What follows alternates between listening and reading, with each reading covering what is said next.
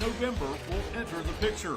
Both Mingo Central and Scott aim to be a part of the playoff party once again this season. Mingo Central appears to be well on its way thanks to a 5-0 start. Scott, on the other hand, must start moving in the right direction, presently sitting at 1-3. Tonight, these rivals from Coal Country collide on our Week 6 edition of the Go-Mart Friday Night Rivals Game of the Week, presented by Glenville State University.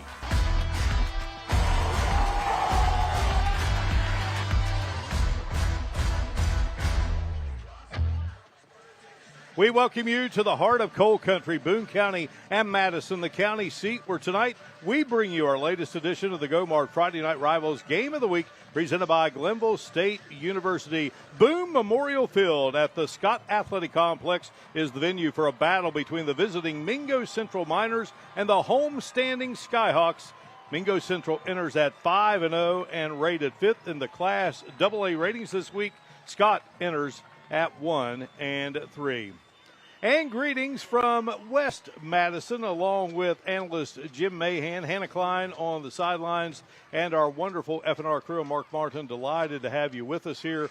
Well, Jim, we have hit October, and October 3rd, 1925, the first ever Scott High School football game was played. Here we are, October 3rd, 2025. They lost that game to Man 12-0. They need a win here tonight against Mingo Central. Meanwhile, the Miners, they have been rolling. They want to keep it going. They're certainly rolling, but Coach Jeremy Dolan's had a week off to prepare for the Miners, so we'll see what he has up his sleeve.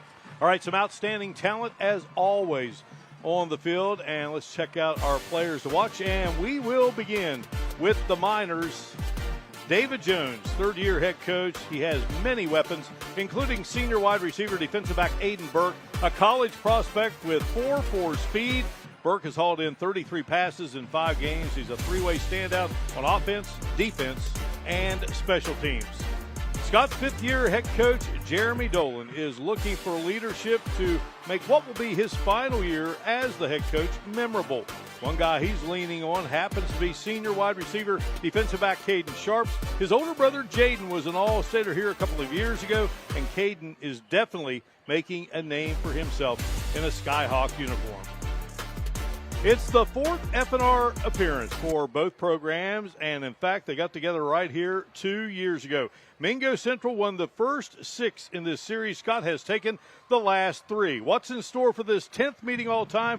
We'll find out over the course of this first Friday in October. It's Mingo Central and Scott coming up with our latest Go-Mart Friday Night Rivals Game of the Week, presented by Glenville State University.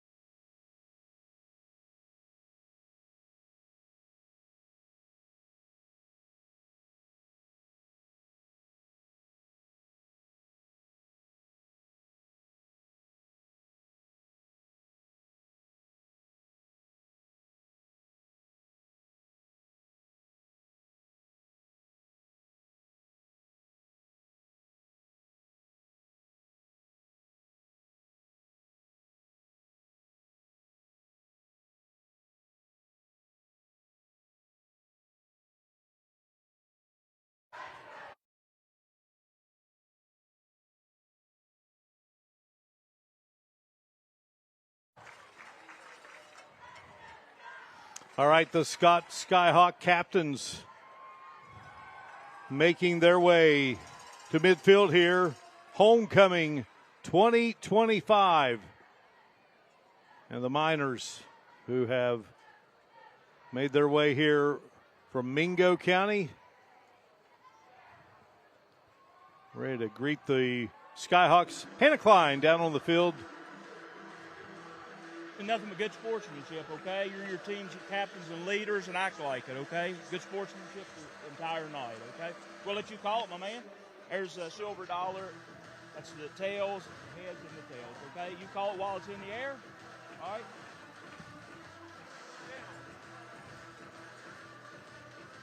That's a head. You've won the toss, Scott. You want the ball, or you want to defer to the second half? Defer. You want a ball, okay? You want to kick away from the board. White over there. Gold over here and face each other.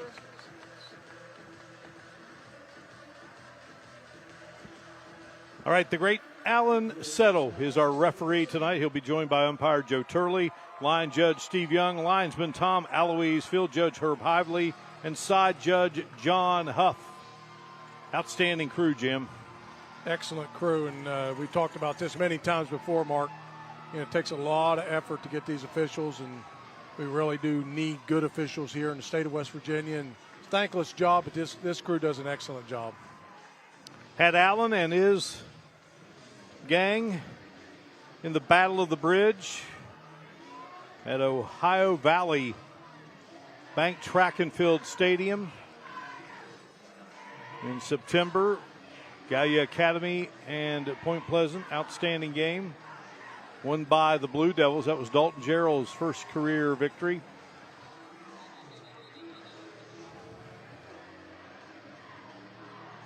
For the Skyhawks,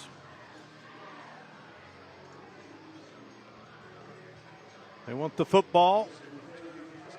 And so Mingo Central will tee it up. Noah Newsom, a junior, he is the kickoff man. Malachi Phillips will handle the place kicks.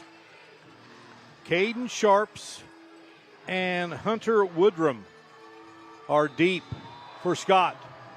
We're ready to go. It is the first Friday in October, and here we go. And going to be gathered in by Sharps. Sharps out over the 30 to the 32-yard line on our West Virginia State Building and Construction Trades kickoff, where the future is forged. Well, Caden Sharps was a player to watch, Jim, and nice return by the senior. Yeah, he had a good seam there, Mark. He had a little bit of delay once he gathered the ball in, but he was able to get some good yardage, good field position for the Skyhawks. Nate Easterling, outstanding quarterback. He was here a year ago. Ryan Neal, Mason Brown in the backfield. Sharps, Woodrum, Jeremiah Brown, a really nice tight end, ready to go. And Easterling going to fire in a quick slant. And the catch will be made by Hunter Woodrum for the Skyhawks. Yeah, good timing there by Easterling there on that quick slant. Mark, that's really a difficult route to defend because you're just taking two steps and it's a slant in. It's just a position throw from Easterling. Very nice job by him. 8-yard pickup. Easterling will turn, hand it off, and grinding and getting first down yardage will be Mason Brown, a power back. First downs in our opening quarter being sponsored by Bridge Valley Community and Technical College. Find your path. Yeah, what you're going to see a lot of that with that full house backfield, double tights. They can throw out of it, Mark. They have thrown out of it before, usually not in a double tight like this. This is more of a power running. You see how many guys Mingo has in the box right here. Well, bouncing it to the outside. They stuffed him up pretty good, and then a nice recovery by Mason Brown, Jim. Had him dead to rights. Yeah, Brown's very physical, probably, eats it up in the weight room, and we know that. You see him come here and just bounce off that linebacker, bounces at the outside and gets some positive yardage where there wasn't any to begin with. Outstanding run by Brown. What's he going to do for the Skyhawks tonight? That'll be the question. No doubt. Peyton Hackney, we saw that quickly Mingo Central defense. He is a guy that already has 79 tackles. Here's Easterling gunning and just off the fingertips of Caden Sharps. Yeah, just a little high off Sharps, and it looks like he came down a little bit gingerly. Mark, you see him working his way back to the huddle and not really running full steam. And they have to have that young man. Older brother Jaden was an outstanding receiver here. You think about last year, and Easterling had 3 first-team All-State receivers. Had some guys that not only could catch the ball, Mark, they had some speed to burn, and that is a premium in high school sports. 3rd down and 8. Easterling from the gun will roll. Fires, and, well, the catch is made. And is it a successful grab? And indeed it is. Ryan Neal with the reception. You're talking about some good concentration. He's got 2 receivers over to the right. Easterling fires it over top of one, which was Sharps, who kind of, in some ways, was a little bit of a deflection. And then right into the hands of Ryan Neal. What a great job of him keeping both feet in bounds, Mark. A Bridge Valley Community and Technical College first down. Aiden Burke got Neal out of bounds, but a fresh set of downs for the Skyhawks. Brown. Yeah, you better go low on him if you're going to get him. Jacob Maynard, the sophomore linebacker, came up. He's got 14 tackles for losses this season, 59 tackles in all. And just a big-time defensive player for David Jones's team. Hey, Mark, what makes the Skyhawks somewhat dangerous even in Mingo territory, weather formation set, Mingo's loading the box so much they think it's going to be a run, but they can throw out of this tight formation, and they have earlier in the game. So look for Easterling. He might be thrown on this down. Skyhawks break the huddle. Neal in motion. Neal has it. And Neal fights his way to the 40-yard line. Maynard makes the stop. Kind of hurtling over one of them to get a couple extra yards. They're still looking at 3rd and long. I would suspect Coach Dolan's probably in 2-down territory here, Mark. Being at the 40, we know we don't have enough leg here for a field goal, and you certainly don't want to punt being on the opponent's side of the 50. You go back to the days, you talk about that maybe being a reverse, but that's actually a pass. Yeah, it is. That's a pass. Counts as a pass completion with positive yardage. Scott giving Mingo a little bit. Mingo's likes to throw the ball as well, and this is a little bit out of character for Dolan's team right now. He likes to run it a lot. Easterling, boy, pressure comes and had to release it before he wanted to, but boy, I mean, they brought the heat that time. Noah Newsom was firing in there. Yeah, good job on the disguise there. A little bit of a delay on that blitz, and Easterling just didn't have enough time to lead Brown. But if Brown would have been able to gather that in, Mark, he had quite a bit of real estate down that right side. I think he certainly would have had a first down. That's a 4th and 7 situation here for the Skyhawks. It's been a nice opening drive for Jeremy Dolan's crew, and they like to keep it going here. And I believe they have pulled the Miners off sides, going to make it a little more manageable. Yeah, that's definitely going to help them, instead of 3rd and long. Now they can open the playbook a little bit, Mark. 4th down. Football now at the 35-yard line. Check in with Hannah Klein here in a moment. High above here at Boone Memorial Health Field at the Scott Athletic Complex here in West Madison. 4th down 2. Got a lot of options. See, Coach Dolan didn't like the formation sets. He called a timeout. Let's head down to Hannah Klein here during this timeout. Hannah? Yeah, hey guys, good evening. Happy Friday. Starting to finally feel like a Friday night football with these temps out here. Let's talk first a little bit about the Miners. They come into this game tonight with a 5-0 record, having held each of their last 3 opponents to 8 points or less. The strong start marks a major turnaround for Mingo Central, which finished 2024 season at 3-7. The program is led by head coach David Jones, now in his 3rd year. Meanwhile, other side of the field, Skyhawks are looking to bounce back after a 1-2 start to the 2025 season, coming off a bye week and hope to reset the tone during this homecoming matchup. Mingo Central led the all-time series 6-3, but Scott has actually claimed victory in each of the last 3 meetings. So the big question tonight, who is going to come out on top? Mark? All right, thank you, Hannah. Look forward to your reports throughout the night. Beautiful evening here in Boone County. Just a picturesque skyline, Mark. And drone shots being handled by the one and only John Yost. 4th and 2. Easterling, a little high snap. Easterling guns it across the middle, and the catch is made. Gets it into the hands of his tight end, Jeremiah Brown. It looks like they called a fumble there on that, and it looks like Mingo may have it, Mark, and they do. And the Miners have come away with it. I'm not certain, but I believe Dylan Mounts, an all-stater a year ago, came up with a high snap, unleashed it. All right there, Yeah, Aiden Burke ripped it out. Mm-hmm. Ball still loose. Great job by Aiden Burke. We kind of spotlighted him earlier in the game, Mark. Well, an outstanding drive to start the game for Scott. And, Jeremy Dolan talking, we got to take advantage of our opportunities. But if anything, Jim, Scott comes away with that knowing they can move the football. And now the Miners go to work and fire in the direction of their outstanding receiver. 34th reception of the season for Aiden Burke.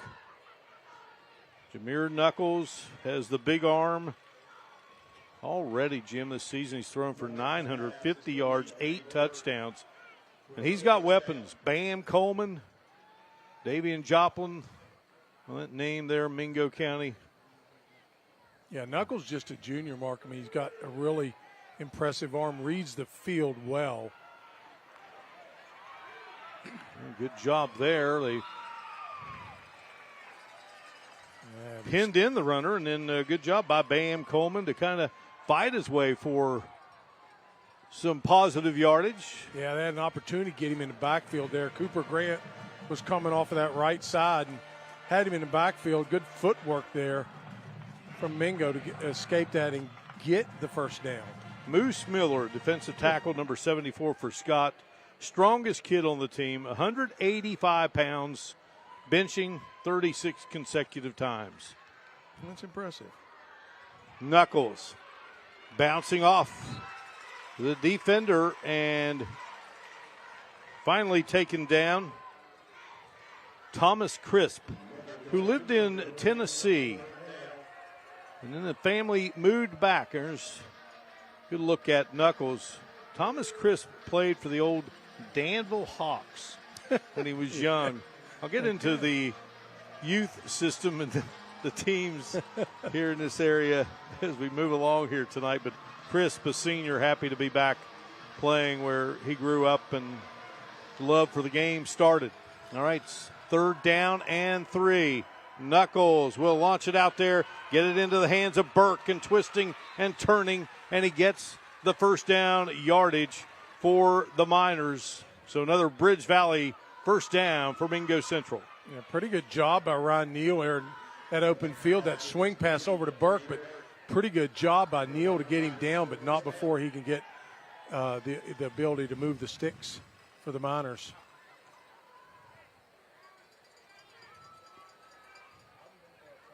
It just goes to show you, Mark, when you look at records, 1 and 3 Skyhawks are playing toe-to-toe from the line of scrimmage and been able to move the ball. So a very competitive game we see here. Knuckles will keep it, and Knuckles, I believe I see a flag down as he crosses midfield.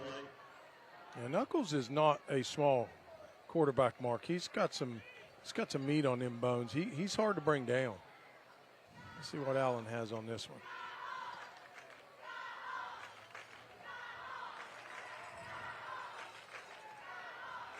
Not much to the cheers of the homecoming crowd here at Scott. The first flag of the game against the Miners that will set them back 10 yards.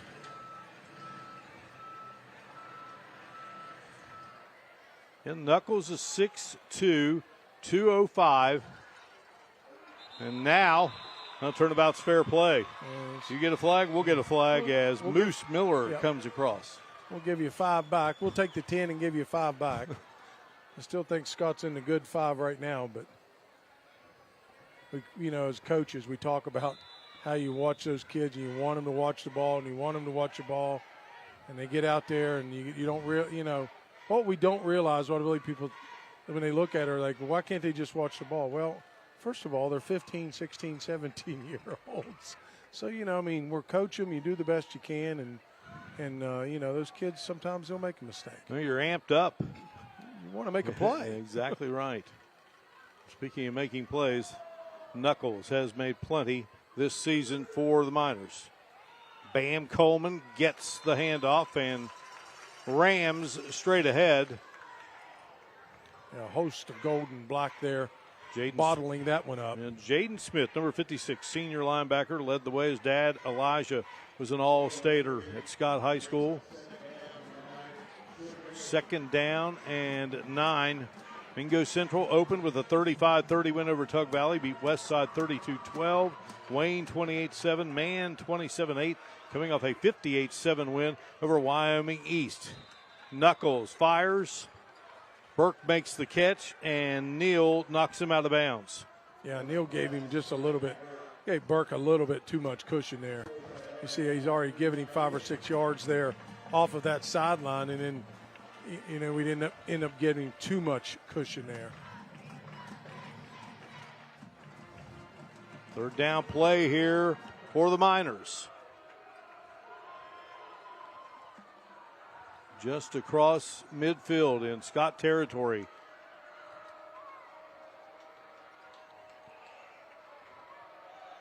Play clock winding down, and Bam Coleman is taken down. Good pursuit there by the Skyhawks, and you can count on Mason Brown, Thomas Crisp, and Jeremiah Brown all there. Yeah, Mason Brown, one of the senior captains on this Skyhawk team, for a tackle for loss with his teammates, setting up a crucial 4th down here earlier in the first quarter. I think we got a little jump over there. Yeah, I think Burke did it. Yeah, I saw it. Boy. And now I believe that David Jones will have to bring in his punter. Yeah, good call there, Mark. I think that's what I would do. Knuckles is the punter, so you never know. He could be throwing it, he could be running it, and he could be punting it. Who knows with him? I know one thing, I'd put a ghost on him. Sharps is back there. Another flag comes out. Sharps coming up, and Sharps did not call for the fair catch. Another flag comes out. Sharps spinning at the 46 and goes down. Knuckles makes the tackle. There are 2 flags on the field.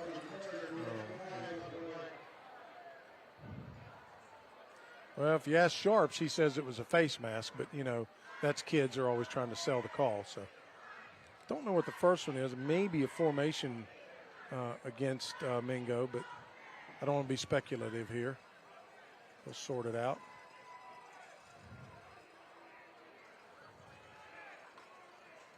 Well, both teams with movement with their offenses to start the game.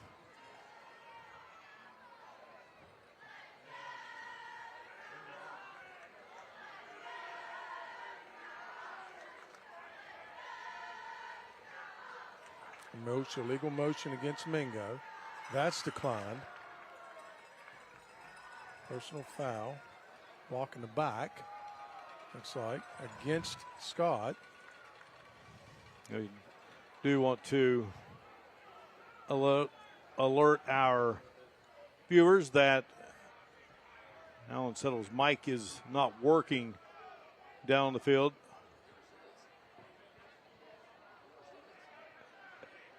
Robert Stegall just told me that mine is working. Yours is working. I was Mark. wondering. We'll interpret for Alan.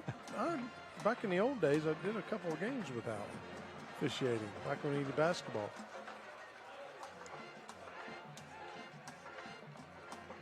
All right, so Knuckles will punt once more. We call this one for you from high above here at Boone Memorial Health Field inside the Scott Athletic Complex. Knuckles bangs it away, and now Sharps going to let that one roll, and it'll stop at about the 11-yard line. Break in the action here. No score. Rivals Mingo Central and Scott homecoming in West Madison on this first Friday in October.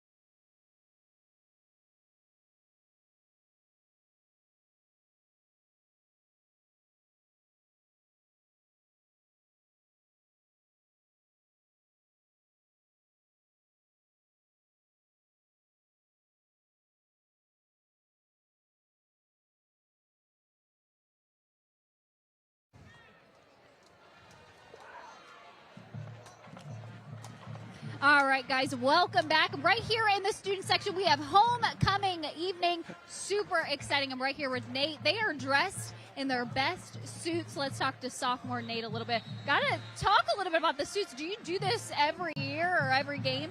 No, we made a new tradition up today. You know, we just had the best dress. We're up beat Mingo. Talk a little bit about this game, you know, preparation. It's homecoming week. A lot of pressure coming into tonight. Yeah, there's a lot of pressure. But, you know, the Skyhawk Nation here, we're always come ready. Whether we're 1-3, 10-0, we will be here every single night supporting our Skyhawks. Supporting the Skyhawks. So I think my big question is, we go to a different school every single week. I want to know if you guys are the loudest school student section that we've been to. Let me see. We are. Are y'all ready? I think so. Go crazy!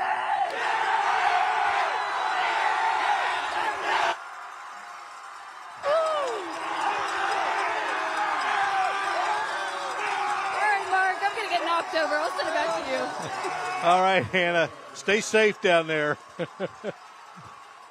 That was a pitch to Easterling.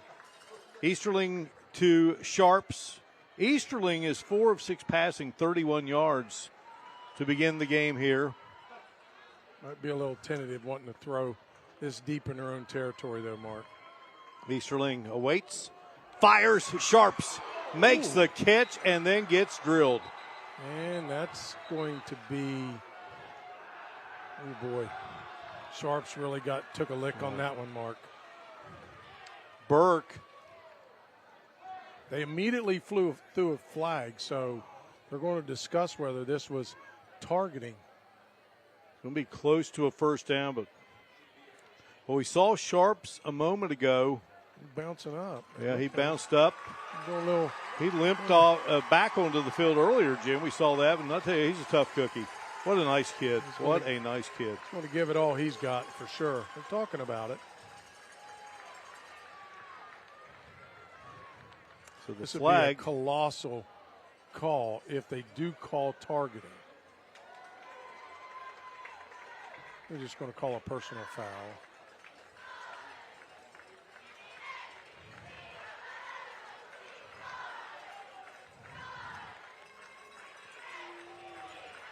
All right, we're reading lips here, Mark. Yeah. Personal foul, number 24, Mingo. All right, so another first down for Scott. And again, our first down is being sponsored in this first quarter by Bridge Valley Community and Technical College. Find your path. Scott lost to Chapmanville in the opener. Chapmanville undefeated, having a great season. 41-0. Lost a hard-fought game to Wayne here, 16-9. Defeated Sissonville 34-20 on the road. And then lost to a very, very good Independence team, 53-0. Another flag comes out. Stop predicting what they are. We'll just listen to Mr. Settle. It's going to be offsides against Mingo Central. Mingo Central defensively, they run that 3-3 stack. Got it by David Jones in his third year. David was an outstanding player for Yogi Kinder at Mate 1. Then he played for another legend at Belfry in the late Philip Haywood before going on to Kentucky. Starred there for the Wildcats and then got a little taste of the NFL. Now in his third season.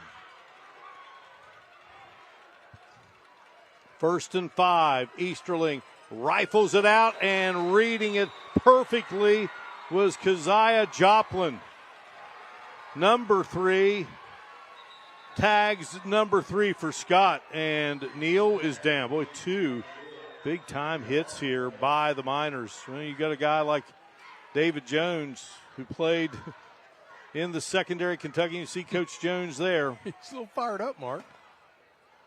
What a player he was.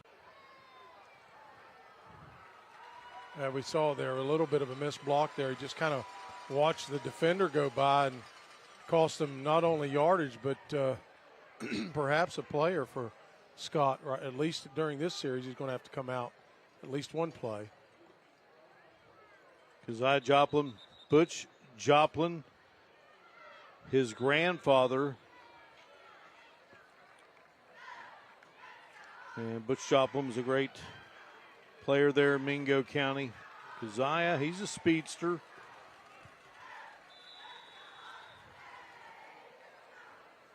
Well, so play will now resume here. 2nd and 11. It was a loss of 6.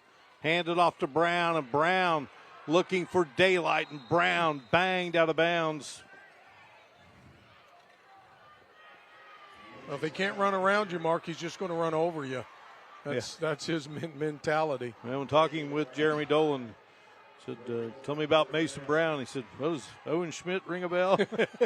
Yeah. And he's been a lineman, so this was his first chance to really get in to the act of being an offensive contributor this way. I mean, to tell you, we've done Scott games in the past, Jim, and they've had some talent down here, especially at that receiver position. Some good quarterbacks. Matt Fry was a standout. He's now the backup at the University of Charleston. 3rd down, 6. Easterling gets it to Brown. Brown with some running room. Mason Brown taken out of bounds, but not before he brings Scott another Bridge Valley Community and Technical College first down. Nice little play. Yeah, a good swing pass out there to the left to Brown. Brown makes the most of it because he reads the defense quite well, bounces it back outside, sees the seal block, nice stiff arm there, and he just heads up the sideline. 20-yard pickup on the play.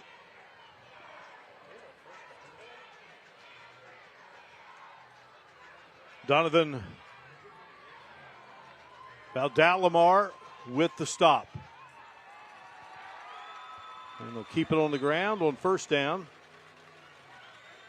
Got some tough sledding there in the middle, Mark. You talked about that 3-3 stack that the Miners run. They got 6 guys in the box. So, you've got them outnumbered from the get-go. So, their best action so far from the Skyhawks been the quick slants, the swing passes, and the bounces to the outside. Well, and while it wasn't a thing of beauty, the good news is that was Neal running the football, so he's up and back at it. Yeah, that is good news. They definitely don't want to lose him. A minute and a half to go in this first quarter. Scoreless between Scott and Mingo Central. Easterling to Brown. Brown's got an opening. And Brown, like a battering ram there. Slowed up there by Keziah Joplin. So it will bring up third down. Yeah, he did a good job bouncing, but Joplin's got enough speed to seal him back to the inside. Smart enough to take down low, not try to ride up high on Brown. He's so big and strong. He's got good speed for his size, Mark. Very agile. Very agile. Very. And we saw that on that previous play where he bounced it to the outside. So good job by Brown, giving him a breather here during this play. Thomas Crisp comes out over the football, ready to snap it there to Nate Easterling. Fake it to Neal. Fire it, the catch is made. Well, they've been going to the tight end again, Jeremiah Brown, and that's a first down for the Skyhawks.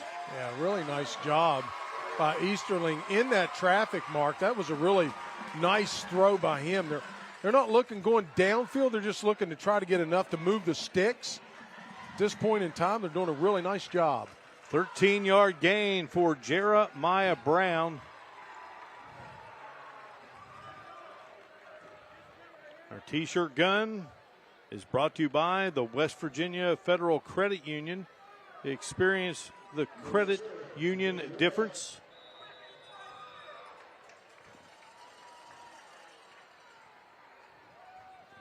Going into week 6. Let's see, guys.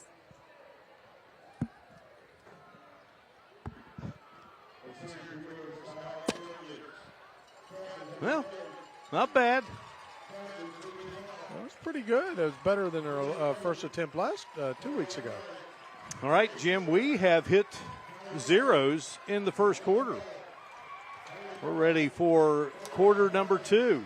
And speaking of zeros, that's what both teams owning right now. Good battle in this first quarter of action between Mingo Central and the Scott Skyhawks. I think Hannah's just getting a little bit too cocky down there with the gun, Mark. It's just starting to taunt and point, and now she's going to fiddle with it. Oh, yeah. No score at the end of one. We return here with this beautiful night of football in Boone County. Back with the second quarter in just a moment on FNR.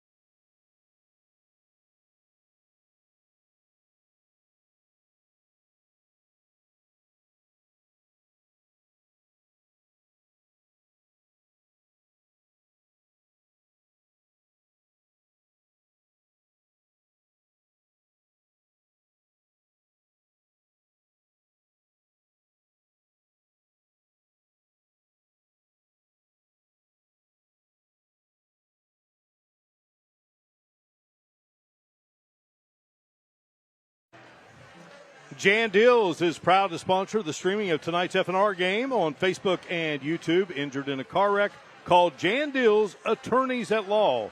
We won't take no for an answer. Neither will our producer, Michelle Carroll. She will not. She take tells no me for an to read answer. a spot. You have to read it. Another team that's not taking no right now is the Skyhawks, Mark. They moved the ball quite well and with success outside of that one turnover, and they're moving again here to start this second quarter. They certainly don't look like a 1-3 team right now. Well, they had 5 first downs, 64 passing yards, 7:22 time of possession for Jeremy Dolan's team. First play of our second quarter in a scoreless game. Brown now going to line up as a wing, bring Sharps around that little orbit, and now misdirection. And here's Neal, and Neal goes down. Boy, he had more yardage. He knows it. He does. Ryan Neal was one of those happy feet, Mark. He saw that daylight there. Pretty good sportsmanship there between him and. A lot of movement here, Jim, by the Skyhawks. Yeah, a lot of good misdirection there. He just a little bit of a slip there from Neal. Otherwise, he could got a lot more yardage out of that. But a great play nonetheless. Well designed, very timed in the right direction, catching that over pursuit from the Miners. Picked up 6 yards on the play. Second down. Brown in the backfield with Easterling.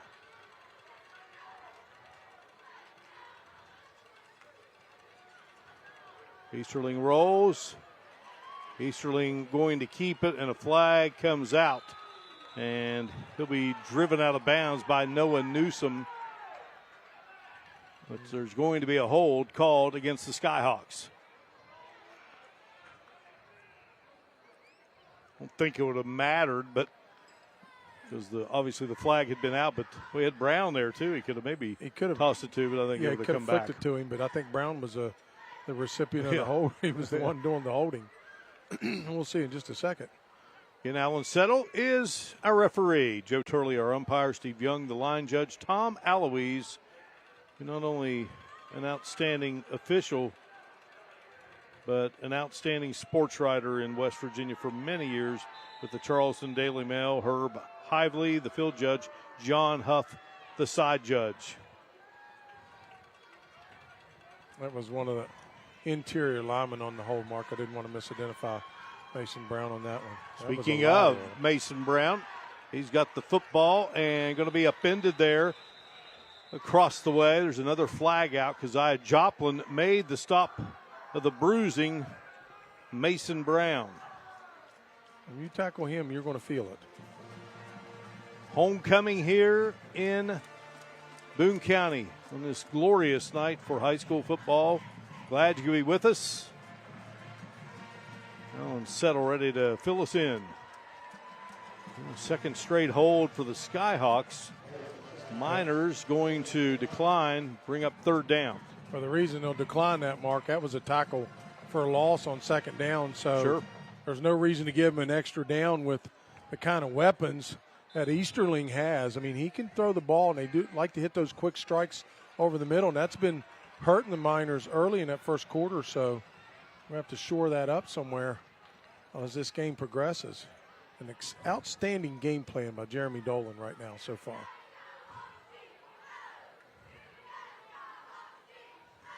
Skyhawks break the huddle. Good look there at Thomas Crisp. And I believe Jeremy Dolan wants to call a timeout, give us a chance to introduce you to our respective head coaches for tonight's game. We talked about David Jones, again in his third season at the helm with Mingo Central.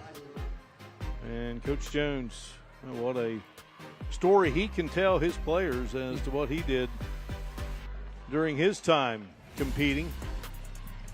And Coach Jones, a native of Mingo County, became the Kentucky Wildcat and spent time in the NFL and the CFL.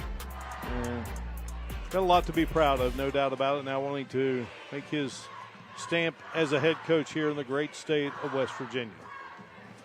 And on the other side, Jeremy Dolan, 5th year. And, well, I hate to report, this is going to be his last season as the head coach. But look at that record, 37-14.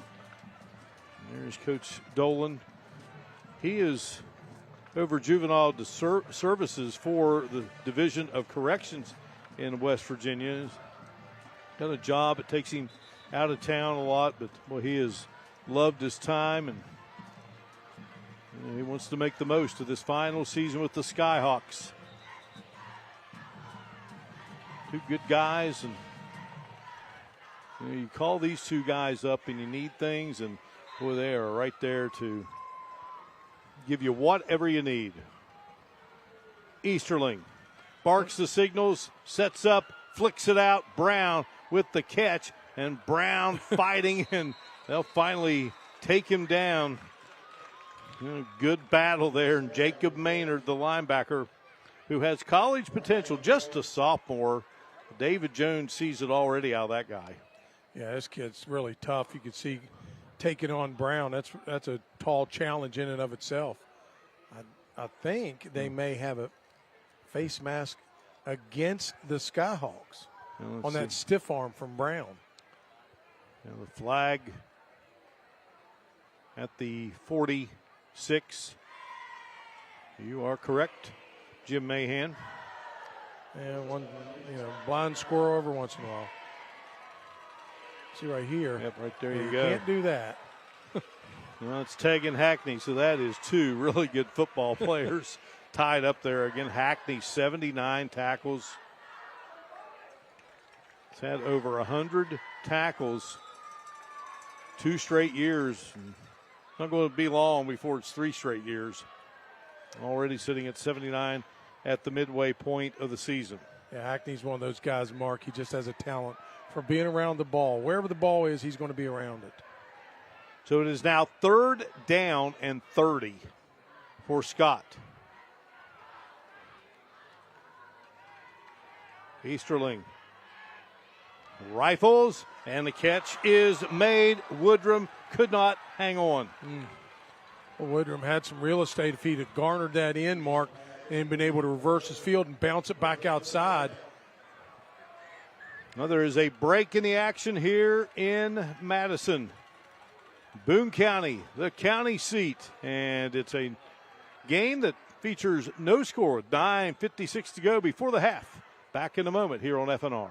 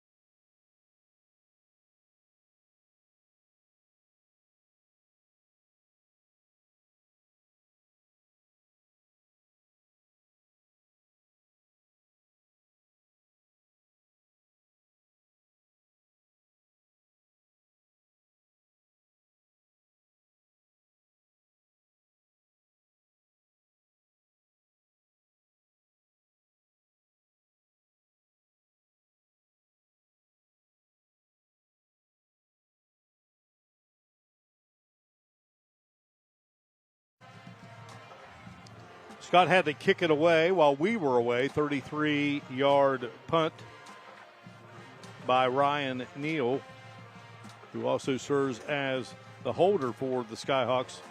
High school football, you see guys, they play a lot of positions. And that's the thing I don't think people understand, Jim, when a young man gets injured in a football game at the high school level, you just didn't lose one player. You might have lost almost 5. You could have. You've got offense and defense and special teams and special formations. I mean, these guys play a lot and they're out there a lot, and they, coaches expect a lot from them from both sides. I mean, both teams have a lot of guys playing both ways, and if a guy gets hurt, then got to fill that gap. All right, Mingo Central back with the football. Seems like Scott's had that football forever. They've moved the ball, but then the first series they had the turnover with the fumble, and then this time they really hurt themselves with penalties in this series. They had a couple of holds back-to-back and a couple other things that happened, so just didn't really pan out for them on that possession.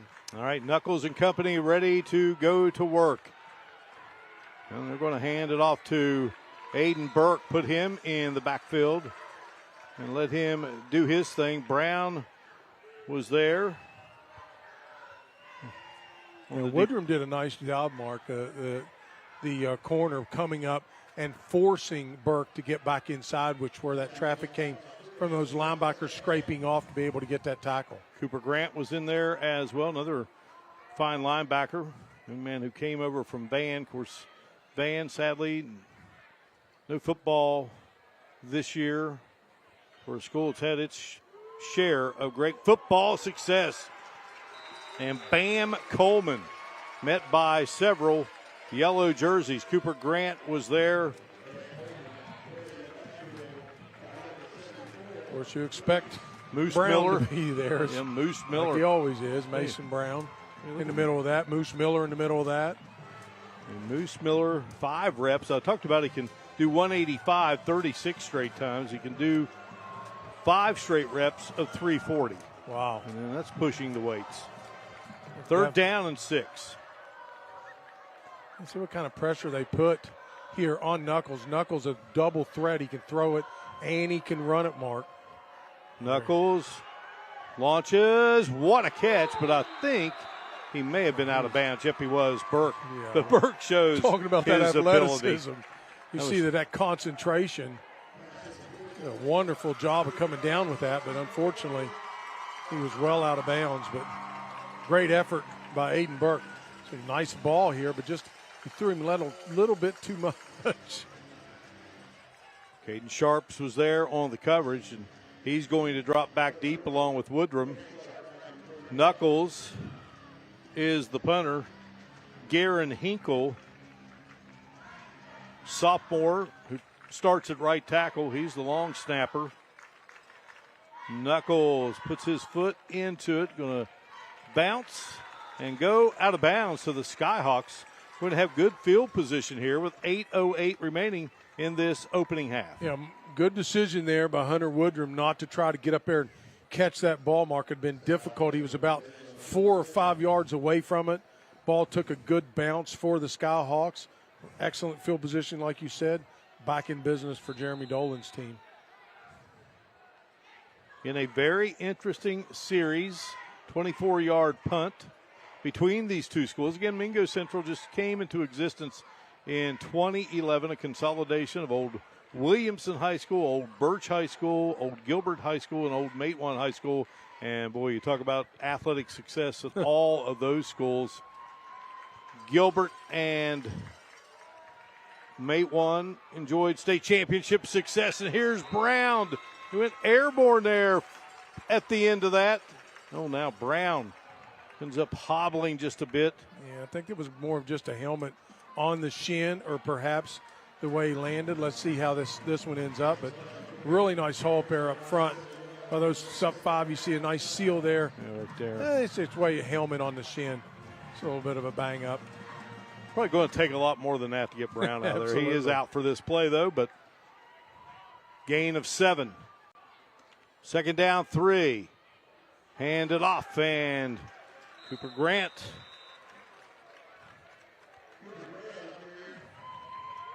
in just very hard-nosed, old-school player gets the first down. Our first downs here in this second quarter being sponsored by the Clay Center. The Clay Center, where science and art come alive. Mark, I got to give it some love out to those front 5. They really have done a nice job. Eli Gillespie, Jaden Smith, Thomas Crisp, Charlie Ball, and Jaden Brown, they have really done a nice job. And they're good-looking front 5, Mark. Very solid front 5. Ball at the 43-yard line.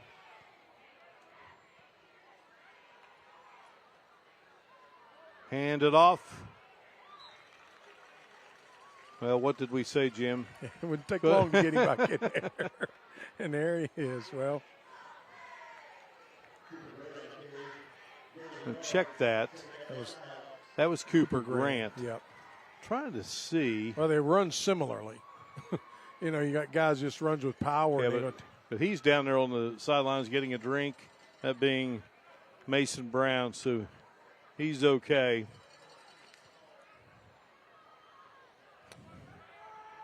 Caden Sharps comes wide to the bottom of the screen. Easterling flicks it. Sharps makes the grab. Nice leaping grab by Caden Sharps. Burke was there on the defensive play, along with Donovan Valdalamar. Valdalamar, I went down. I wanted to make sure I was pronouncing his name right. And then as I was walking by, they didn't have their jerseys on yet, and he had a Batman T-shirt on. And I said something about Batman. He said, "You like his T-shirt, do you?" Did I ask him his name? And he told me. I said, "I was just trying to find out how to pronounce your name." But they call him Papal. Papal. That's interesting. Neal gets the handoff, turns it up, makes a couple of nice hits, but mightily close, Mark. I don't know, but depending on that spot, it's awful close to the first down. Taking Hackney. Neal comes up with a little bit gimpy as well. Well, Neal, of course, took that big hit from Burke earlier. So it's going to be 4th and short here for the Skyhawks. I would be asking for a measurement, Mark. You look at those sticks, and that ball's almost laying right on the line, and the sticks are right on the line. If I was a captain, I would say, "Hey, sir, could we get a measurement, please?" Skyhawks break the huddle. And we see who's back there in that backfield. I love on the scoreboard they put 4th and 0. Yeah. Just that second effort there by some of the backfield guys able to push it. You see, Mason Brown's letting you know what it is, Mark. It's a first down.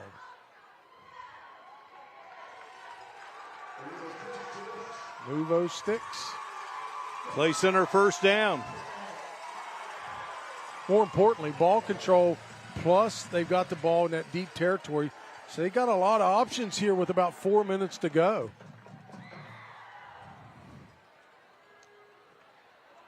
The ball resting at the 33-yard line. And kudos to those running the scoreboard here at the Scott Athletic Complex. I mean, they're right on it. Sometimes that's just not always the case. That's not a knock, but, you have those who are cheering for a certain team and they get caught up in the game. Sharp's in trouble, and he's just going to go down.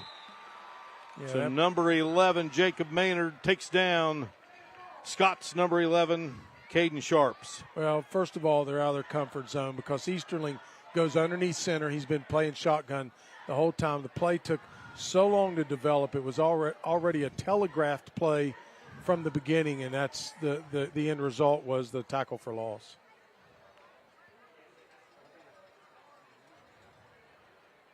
So the football is back at around the 38. It's about a 5-yard loss there. Snap it. Easterling will keep it. And then Easterling going to be wrapped up. Nice job defensively. Easterling read that when he had an option to pass it, to hand it off to Brown, decided to keep it and go on the left side, but he doesn't have actually quite the speed that Brown does. Peyton Parker made the stop there for the Miners, so it's 3rd down and about 15 here. You got trips out to the right, single receiver left, and Brown in the backfield in case they bring a blitz. So they don't plan on it. Sets up, guns, and Neal. Across the middle, Burke breaks it up, and it'll bring up 4th down. Yeah, that pass, Mark, had some potential to it if Easterling would have caught him a couple of strides before Burke had a chance to close in on him. We'd already talked about Burke's athleticism. he's able to close that. That ball floated a little bit more on Easterling than he wanted. So we'll see what they do here on this 4th down. Obviously, they're going to go for it. Or not.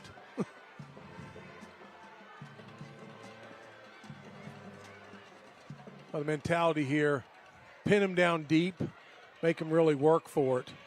You don't want to shorten the field if you can't, if you don't need to. Neal is the punter. Brown, the long snapper, and Neal bangs it. It hits, and it goes out of bounds. Nice placement by Ryan Neal. Yeah, nice coffin, the old coffin corner kick, Mark.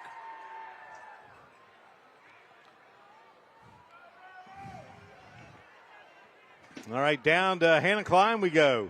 All right, guys. So I'm here with Ashley. She is the manager for the concession stand right here at Scott High School. And after 3 years, Ashley knows the drama. It's been 3 years, and I finally got my hands. Tell people exactly what I have.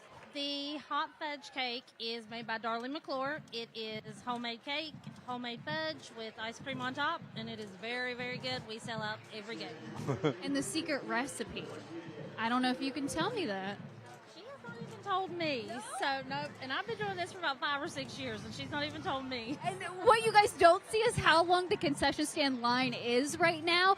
Last year, I tried to get my hands on this. I walked up to the front, and she told me, unfortunately, I just sold it to the last person, so I had to get here early.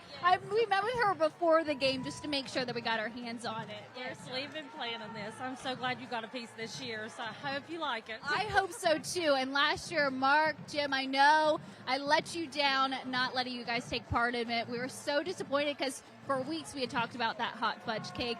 So I'm going to have Mason. Mason, I know you can hear me. Can you walk over to the green room and hand the boys some hot fudge cake for me? I see him over there. Get in There here, they Mason. go. Here he comes. There's our man. Here All he right, comes. hand delivered. Look at Oh, that. can't get any better than that Man. right there. I'm so Man, Right good there job, it is, Mason. guys. Good Look job, at that. I buddy. didn't let them down this time. There it is, Mark. There you go. Yeah, I Look got at it. that. Oh, All right, guys, Okay. I'm going to go ahead. I'm going to let you guys enjoy your cake. I'm going to eat mine while I'm off camera. All right, so we I'll gotta send it take a back to you guys. break. Enjoy. you have to take a Commercial break. We got work to do with this hot fudge cake. Back in a moment here on F&R.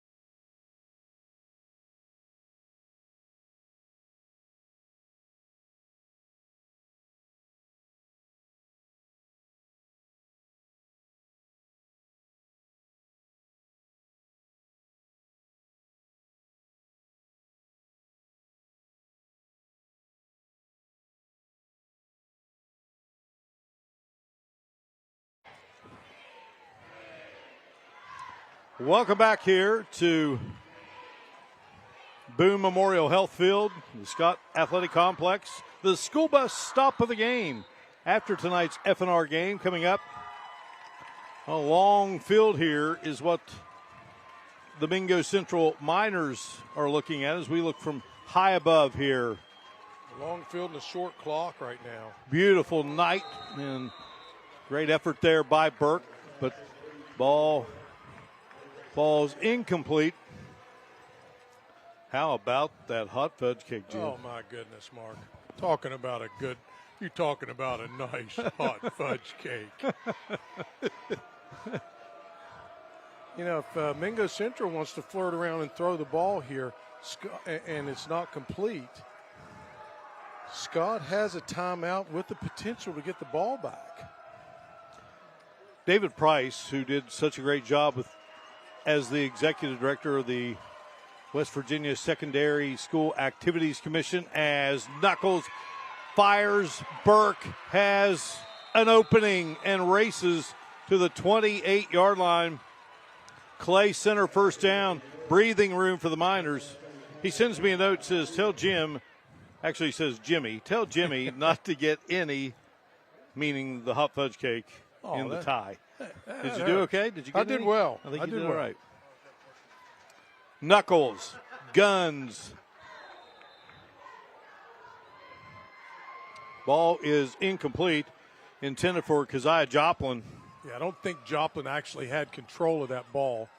So we're stopping the clock at 1:29. Mingo has the full arsenal of timeouts left, Mark, so they've got some time.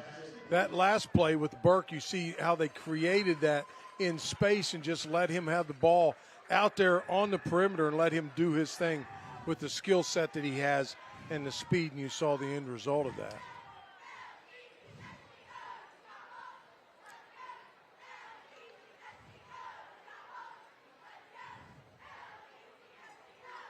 Really a pretty good break by the Skyhawks. They were like out of tempo and just trying to hurry to get back in their positions. Mingo was really ready to go and kind of slowed down off of that incomplete pass. Time remaining. 1 minute, 31 seconds. To this point in the contest, either Mingo Central or Scott has been able to dent the scoreboard. Knuckles winds up, launching, looking for Burke, and the ball comes loose and falls incomplete. Burke, boy, he had it. He may be a little shaken up here. This young man, I mean, boy, he kind of reminds you of Swan when he goes up, doesn't he, Lynn? The great Lynn Swan. Yeah, he does. Right now, unfortunately, gave it everything he had there, Jim. Boy, sometimes you just come down awkwardly. Yeah, you just hope it's not anything really major. Maybe just tweak something just for the play right there. But they could ill afford to lose his skill set for sure, Mark. Well, Jim, I mentioned earlier, October 3rd, 1925, the first ever football game played by a Scott high school squad. They lost a man 12-0, and here we are, October 3rd, 2025. It's hard to believe. And I was joking with our Hannah Klein that maybe Robert Stegall, who is our great statistician, that Hannah could interview Robert, and Robert pretend to be a member of that 1925 team as he gives me a look right now. We're not on camera, thank goodness, so we don't get to see what Robert's kind of his facial expression. I think he's thinking about the whole aspect, Mark, of having a helmet without a face mask in 1925. That's what he's thinking about. Well, if folks could see you at a Super Bowl party where I have the helmet that doesn't have a face mask, which I don't even know where I bought that thing, but you love to put that on year to year. Oh, it's a classic. Eat the popcorn. So they've got Burke up, and for the most part seems to be walking on his own power, but He's getting a little help, but he must have tweaked that knee a little bit. We didn't get to see a replay there, but he was up in triple coverage, if you remember. There were 3 Skyhawks around that ball, and he could have very easily came down with it. You see this ball, there's 2 of them. He had it just for a minute. Okay. See right there, that ankle, looking at it. And you got an idea what Knuckles' arm's like on that throw, too. Pretty accurate as well. 3rd down and 10. Scott looking for a stop here and a chance to get the football back before this half will come to an end. See if Scott will bring any pressure on him. No, they just set back 3 there. Knuckles guns. I think that may be maybe a little short of the first down.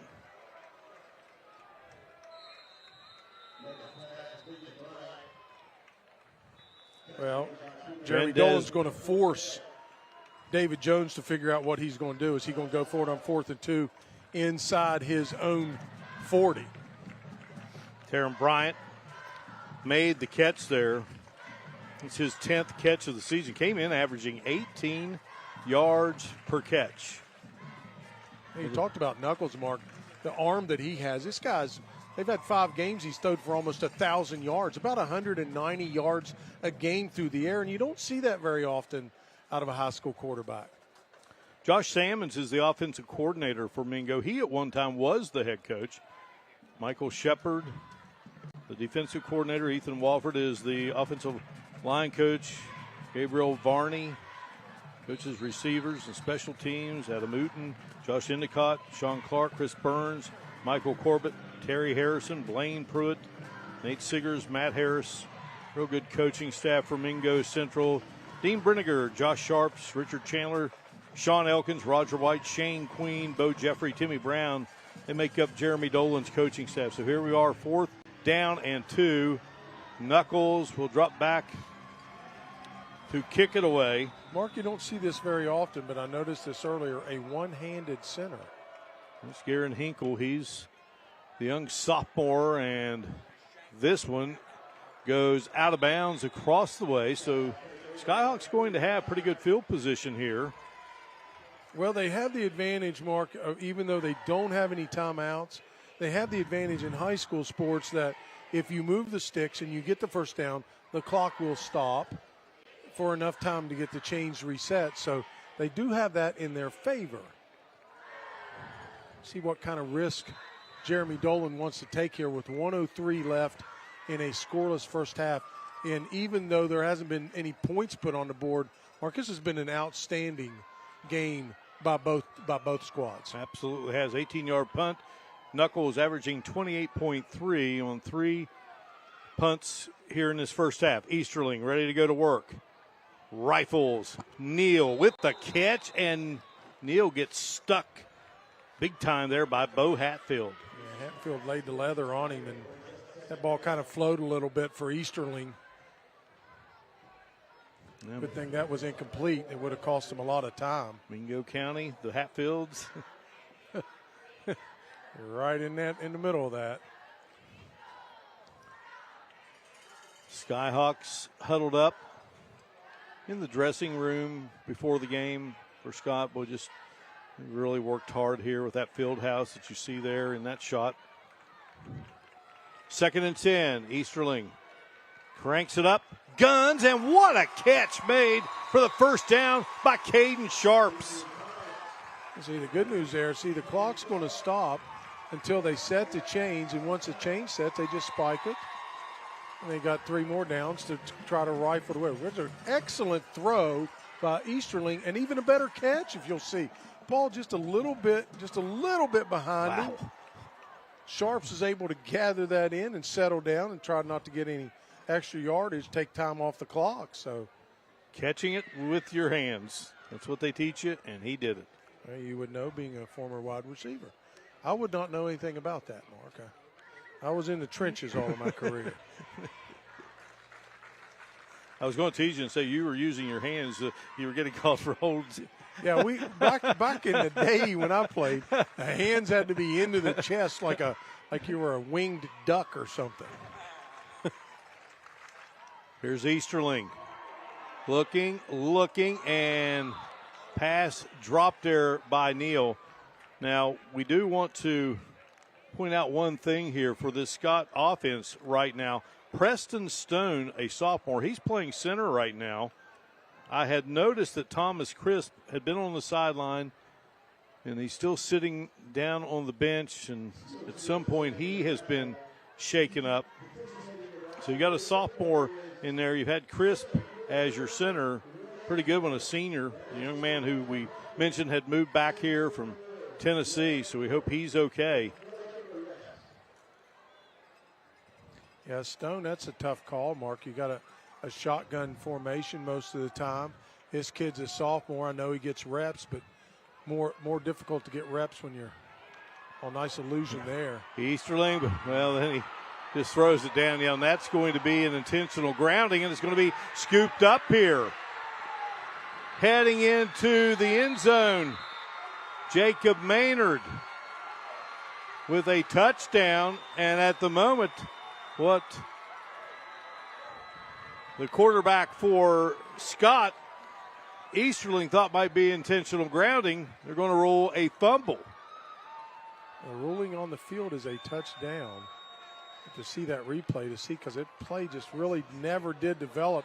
He did a nice job of evading one tackler. And now let's see here. Maybe bring it back. We're not sure. Well, in that situation, intentional grounding. Well, it is a touchdown. I don't really understand intentional grounding if it's a pass.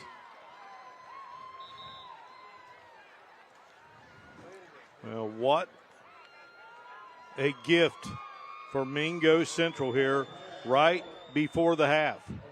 Peyton Parker got the pressure, and then Maynard took the loose football and raced it in for a touchdown.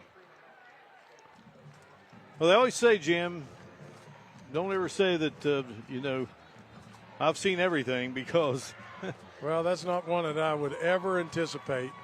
Not at this point in juncture. Plus, the other point about this, Mark, 30 seconds to go, and Mingo got this gift from the Skyhawks. Guess who gets the ball to start the second half? Mingo. It's a 2-for-1 deal.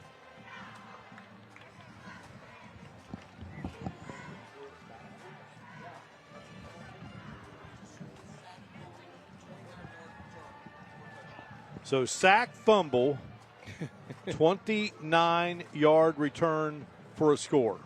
Yeah, scoop and score. The fact that Easterling was kind of in the wrong direction, going in the wrong direction, just the nature of what you're doing. You're wanting to throw the ball to try to get rid of it. Well, he threw the ball backwards. Yeah, he threw it backwards. It's live. Right.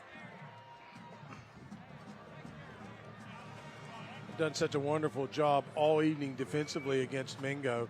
Mingo hasn't really penetrated, obviously, into Skyhawk territory that much in the first half. And they're a recipient of a couple of turnovers. The fumble now, actually the second fumble of the game for the Skyhawks. So the kicker is Malachi Phillips. And Phillips coming in a perfect 14 of 14. Alan Settle, he's been busy. He's done. They're going to set it back and make him kick it again.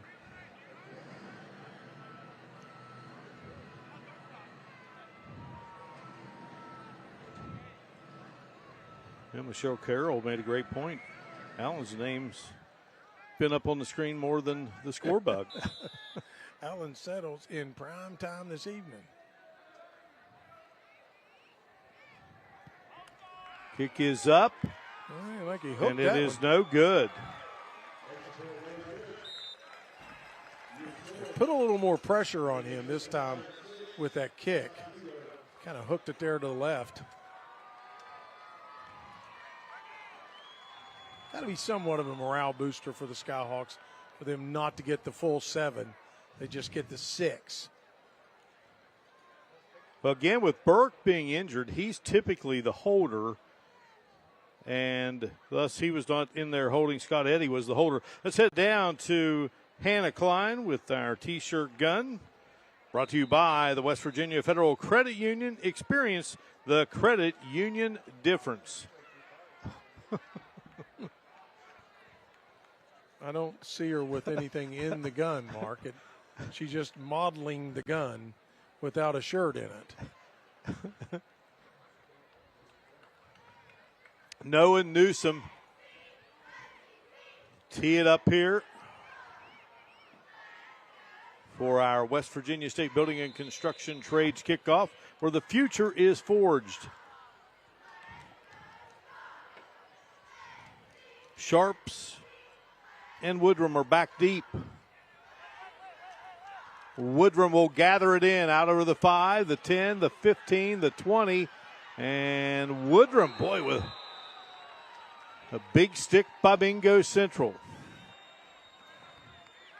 Well, the Skyhawks have a little bit of time here. Woodrum, he took a big shot there. He took a good shot there. Again, our score. Never mind. I'm going to stay in. Scoring summary presented by the West Virginia Governor's Highway Safety Program. Just like every play counts on the field, every decision counts behind the wheel. Put the phone down. Keep your eyes on the road. Don't drive distracted. Put it down. Save a life. There's just one play on that scoring drive. Defensive touchdown. Really not even a scoring drive, Jim. Just no play. They didn't have a single play. It was just a scoop and score, a defensive score. Well, you've got the gentleman's been your tight end in there at the moment for the Skyhawks. Neal gets the carry. You know what? One of the things I would do with Aiden Burke he's their big safety in that secondary. He's been able to cover a lot of ground. But obviously Easterling, he might be hurt, Mark. It's going to be a penalty against Scott, Jeremiah Brown, and he's listed as a quarterback.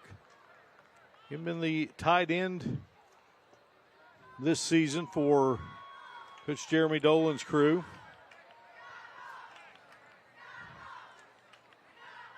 Well, I think if you were to tell Jeremy Dolan, if this score stays as it is heading into the locker room, I'll take that. He probably would. I know the kids are a little bit disappointed, but you know what? The challenge he has to have going into this locker room at halftime is to get those kids focused on this second half and just forget about that play. That one play is one play. We're going to play the second half like we did the first half, and the opportunities are going to come our way. Good, hard-fought football game.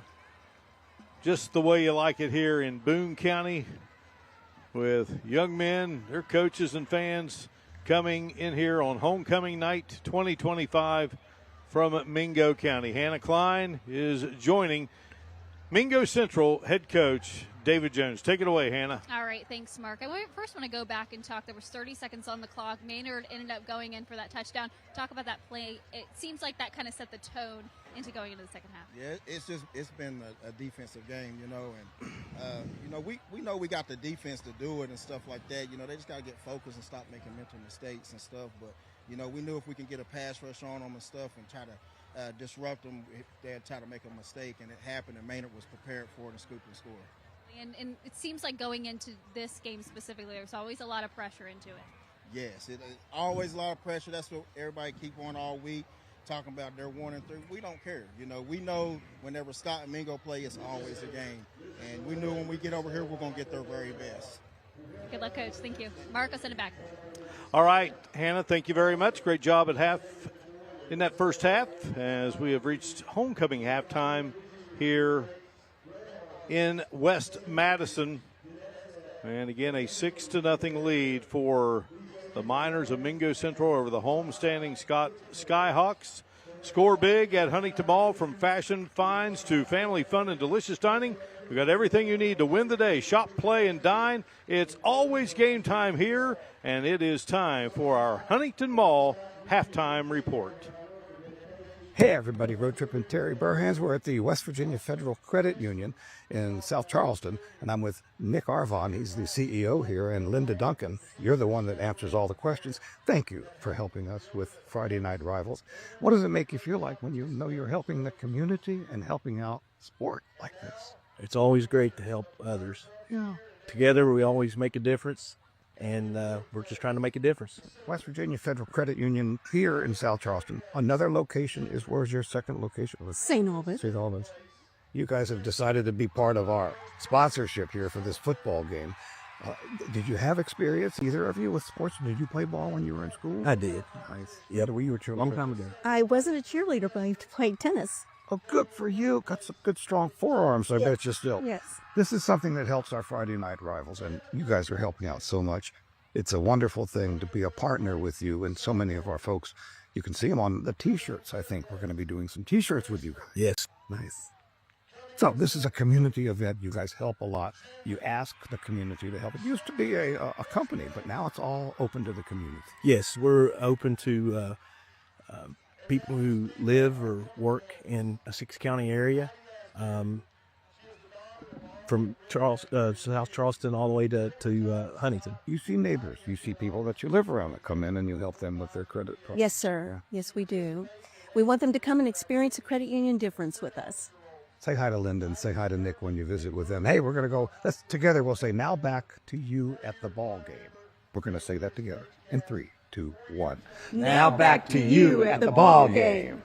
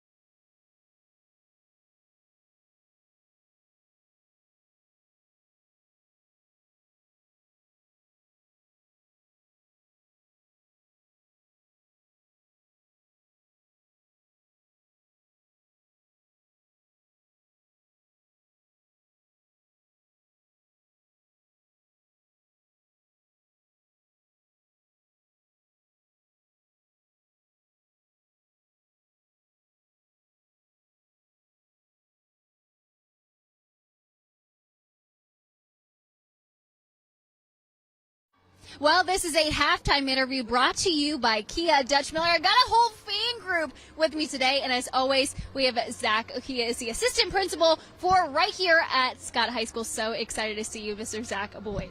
So glad for you guys to be here and excited for this opportunity to showcase our students and our school. Definitely. And today and this week especially is so important because it is homecoming week. You guys have been super busy going into this week and also with a lot of the themes. Yes. It has been a very busy week. We kicked off this week on Monday with Meme Day. Tuesday we had our Frat versus Sorority Day. Wednesday was Pajama Day. Thursday we had Decades Day. And today obviously was Black and Gold Day where we just represented with our school spirit.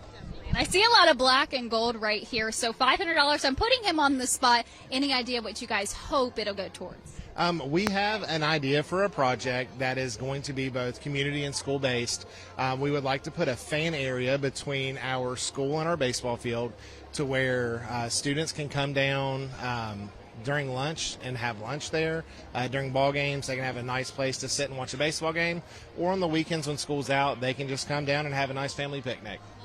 All right. Again, this is a halftime interview brought to you by Kia Dutch Miller. Here with some of the Scott High School kids. I want to hear from you guys. How loud can you get? Scream for the camera. Go ahead.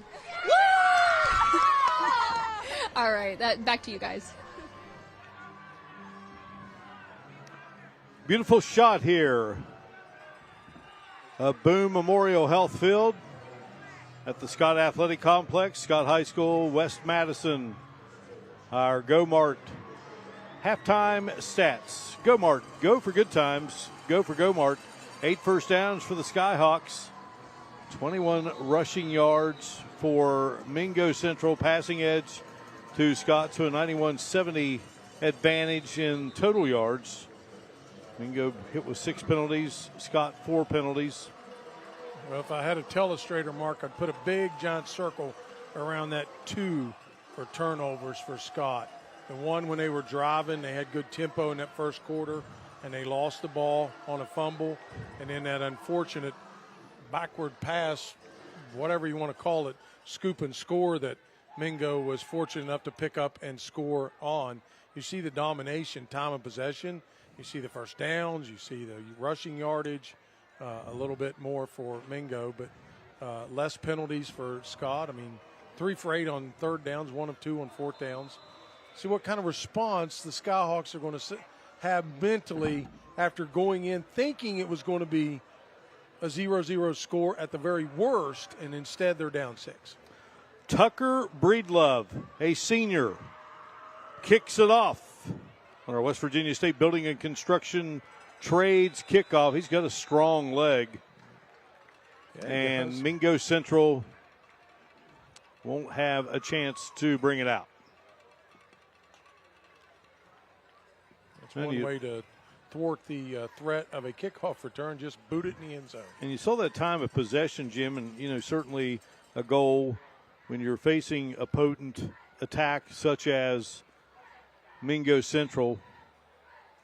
You want to try to keep the ball out of the hands of an opponent like that as much as you can. And Mark, you'd mentioned Mingo. In the games they played in 5-0, they put some points on the board. Sure did. Well, the pass over on the near side.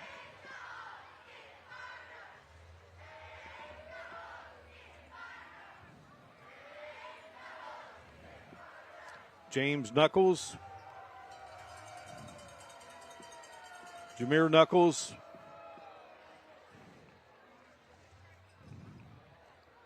In that first half of action, passing-wise, was 4 of 8. Now they'll put it on the ground here, and it will be Jameer Knuckles carrying the football. Brown was there along with Jeremiah Brown. So you have Mason Brown and Jeremiah Brown. I'm sure Coach Jones is happy to have 2-4 back in the lineup for Mingo. Hayden Burke, I saw him out there in the flanker position lined up earlier, which would be a go-to guy, especially in this critical 3rd down and 1. Likely to run it, but you can never tell with the Miners. 3rd down and 1. And I believe that Scott has prevented the Miners from producing that 1st down. Yeah, I don't think that play developed the way Mingo Central wanted. That is a 4th down.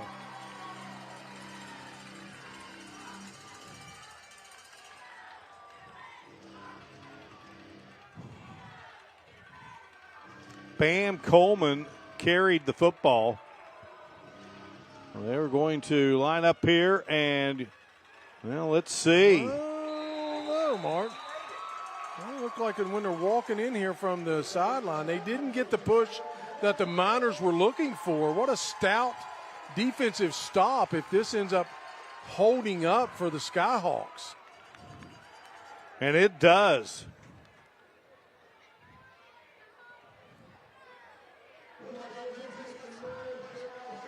Outstanding defensive surge there. Charlie Ball was in on that stop. Mark, what a risk, too. Inside your own 30 in the first second half of this game. If it does anything, it's going to spurn that Scott offense. So it was a Bridge Valley 1st down. Bridge Valley, our sponsor of 1st downs here in the 3rd quarter. Bridge Valley Community and Technical College. Find your path, Easterling. Check that. Going to be Brown, so Jeremiah Brown. Not the easiest guy to bring down, but we do have a flag, and I don't know what that's on. We'll just wait and see. We're starting on this. This is really what cost Scott a lot of momentum in the first half. Now we have him. So they bring in Jeremiah Brown as the quarterback. We saw him at the end of the half. And looking down on the Scott sideline at the moment and having trouble locating Nate Easterling. Easterling apparently he must have gotten hurt on that play, Mark.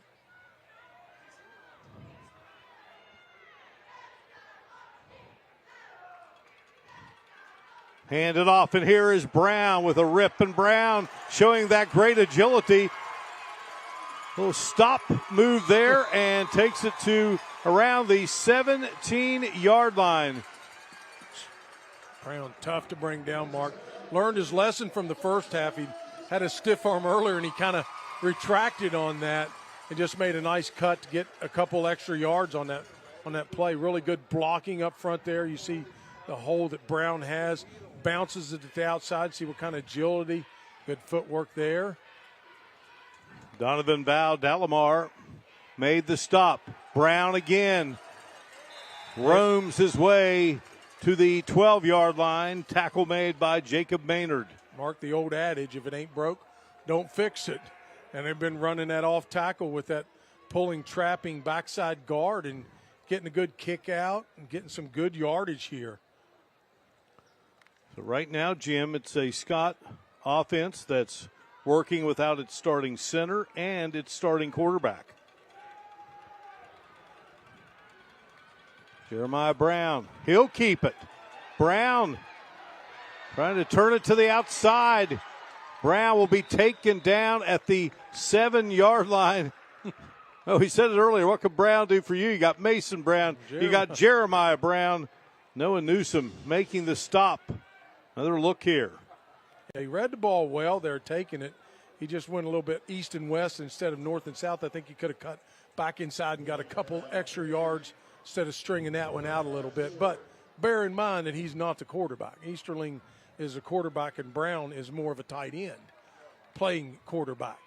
Davian Joplin was the one to finally take him down. Newsom slowed him up.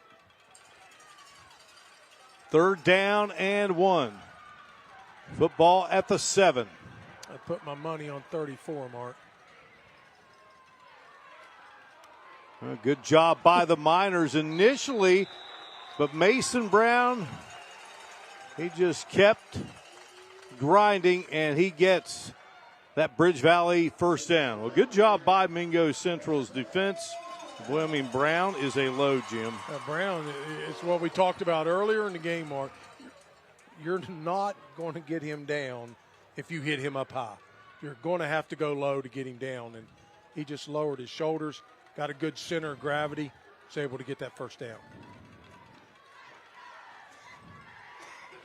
I have spotted Easterling on the sidelines for the Skyhawks, so that's good to see. All right, fresh set of downs here. Give it to Mason Brown, and he'll be stopped at around the 4-yard line. Certainly carried most of the load of this third quarter for the Skyhawks. It'd be, Coach Dolan would love nothing more than to get this one punched into the end zone. Again, it's homecoming here at Scott High School. Hannah Klein going to be talking to some royalty here in a moment. Well, Mark, Mason Brown. We got enough Browns out there on the and field. Jeremiah Brown. They're trying to get it into the end zone. Absolutely. Power left formation. How about that full house backfield? Here's Mason Brown. They string him, and good job by the Miners. Yeah, they got to get some more guys out there to try to create a distraction or a shield or something to help him out. They had 5 Mingo Central Miners out there on Brown. Yeah, Peyton Parker. They just stayed with him. Look at Parker there. He got all that jersey. Tugging and pulling, and they're very difficult to bring down. 3rd down and 4. Well, what a stop this would be if Mingo Central can keep the Skyhawks out of the end zone. That's going to be Jeremiah Brown. Wow. He's kind of sensed that himself. Got that all the way down to the 1 mark. Some really positive yard. It'd be interesting call here from Coach Dolan. What he plans on doing on 4th and goal from in. It looks to me like it's inside the 1. Jeremiah Brown, and now whistles blow. Oh. Well, they had him all clogged up there. He just wheeled around the right side.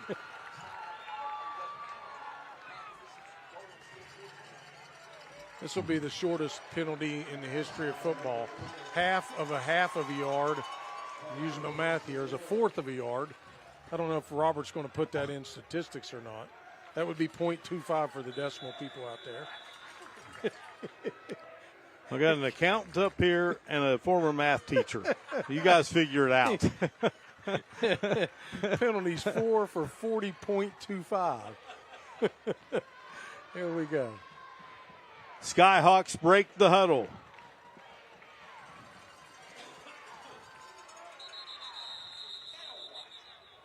And now the Scott coaching staff has called a timeout. Certainly a seminal moment in this game, Market, trying to get them back on the scoring track. All right, let's get it down to Hannah Klein. Hannah, take it away. All right, thanks, Mark. So it is a homecoming night, and as always, I have to interview the homecoming queen. It's my favorite part. I just watched you get crowned. This is Kennedy. How excited were you? I was so excited. I couldn't believe it. I'm just very thankful. And then one thing about her, too, you have to tell people you're a jack of all trades, Scholar Athlete of the Week as well. Tell people, too, what kind of sport do you play? I do cheer and track, and I'm one of the captains for cheer. So impressive. And I've been watching all your friends, all your family, coaches, everybody just come up and scream and cheer for you. How's that moment? I love it. I'm glad they support me, and I don't know. I love them. What's your next kind of step in life? Any plans? I would like to go to college, and then I would love to cheer. And then I would love to be a nurse anesthetist. I love that. My thing was I was going to interview Jeremiah, but he's a little busy, right? He's out on the field, so we couldn't interview him. And you were telling me, too, you were like, well, we don't really call him Jeremiah. Tell people what exactly everybody at school calls him. We call him Peanut. So. And why? Tell him. His mom always called him that, so we just call him that, too. Love the yellow. Love that you're rocking it. Congratulations to your homecoming queen tonight. Guys, we're going to go ahead and send it out to the break.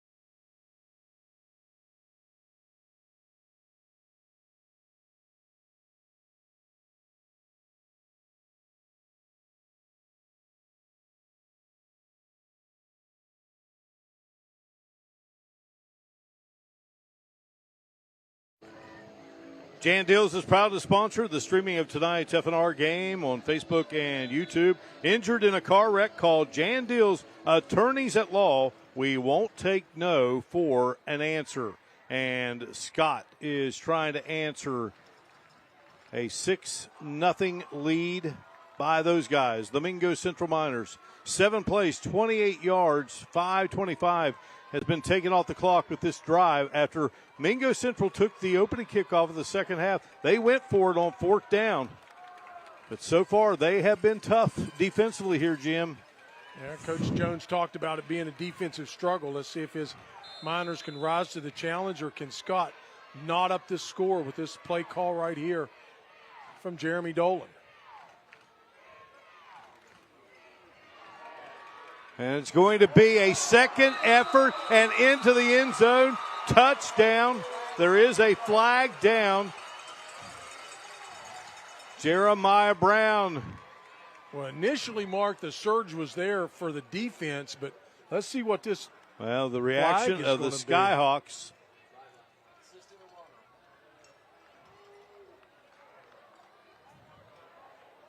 There's not something that you see every day in high school football, Mark. I believe that call was assisting the runner. Well, that takes it back. Look at here. He's right on the edge. And here he comes. You see the jersey. You see the jersey of the tug. Right there it was. There comes that flag out. So now it's 4th down.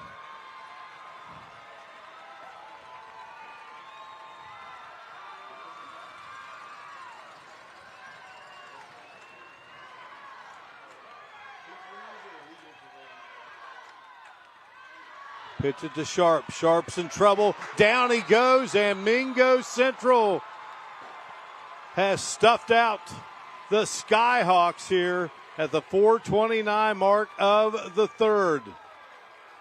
There's a little bit of advantage for Mingo, knowing that, you got Jeremiah Brown, who's not really that much of a threat to throw the ball like Easterling is. So they're just kind of teeing off, knowing the ball's going to probably be on the ground. Great stop by the Miners. Easterling is heading out onto the field. Of course, he is a defensive starter. Well, it was a big 4th down stop for Scott that got them in business for that drive. But then how about Mingo Central? Aided by a penalty. And the speed of Bryant. Sharps gets him out of bounds.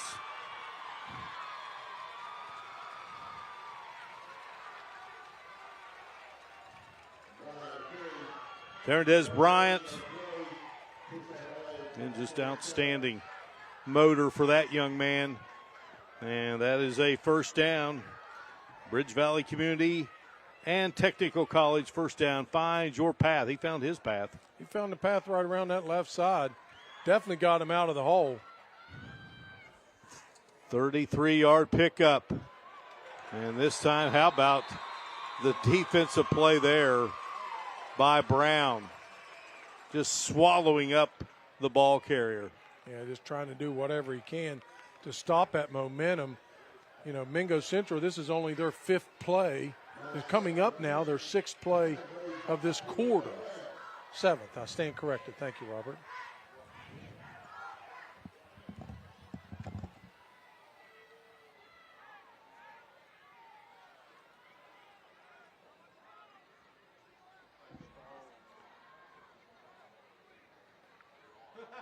Okay.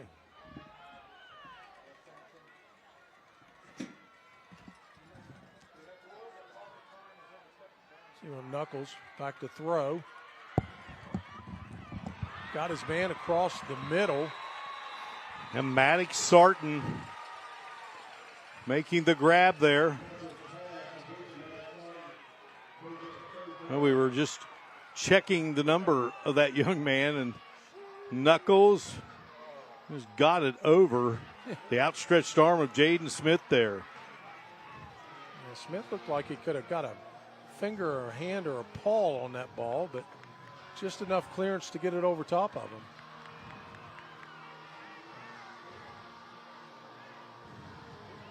What a turn of events this would be for Mingo Central.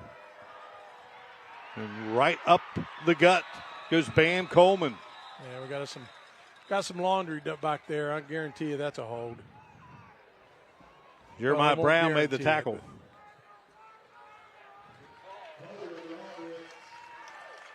Yeah, right there. You see him pull that kid down with the jersey right there on the interior line. There's just been so many outstanding players in this game. How about Jeremiah Brown? He's a jack of all trades, He Mark. is. He's doing a little bit of everything. Well, it's good to see Easterling out there on defense and knowing that he is healthy and wasn't injured. Yeah, that is a good sign. Now 3rd down and 11 here. Out over the football, Peyton Parker. Snaps it to Knuckles. Knuckles rolls. Knuckles throws. Knuckles got planted by Brown. He did. On that throw. And Knuckles up a little slow. Gingerly getting up, but we've got a flag on the field. Not sure what this one is. We'll sort it out, Mark.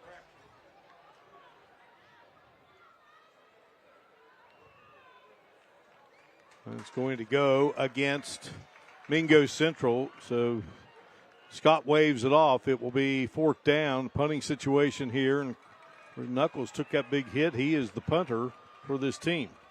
And one of the reasons they wouldn't want to take it, it's 4th and long. Why would you step them back and give them an opportunity to throw one down the field and get a strike across the middle? You want the ball back, plus the clock is the one where you want more time out there. Garen Hinkle will snap it to Knuckles. Starting the up back. Good boot. And Woodrum lost the handle, picks it up, and down he goes. He may have stepped out. Yeah, he picked the wrong guy to get the coverage. Aiden Burke is back there. He's pretty sure-handed about tackles and being in the right place at the right time. And now Scott will stare at a long field. See what the Skyhawks elect to do here from a QB vantage point, and they're going to stick with Jeremiah Brown.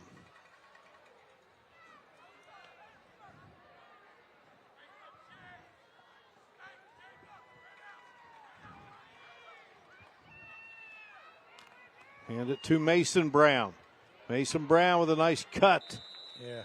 Well, just enough of a shoestring tackle by Mingo Central.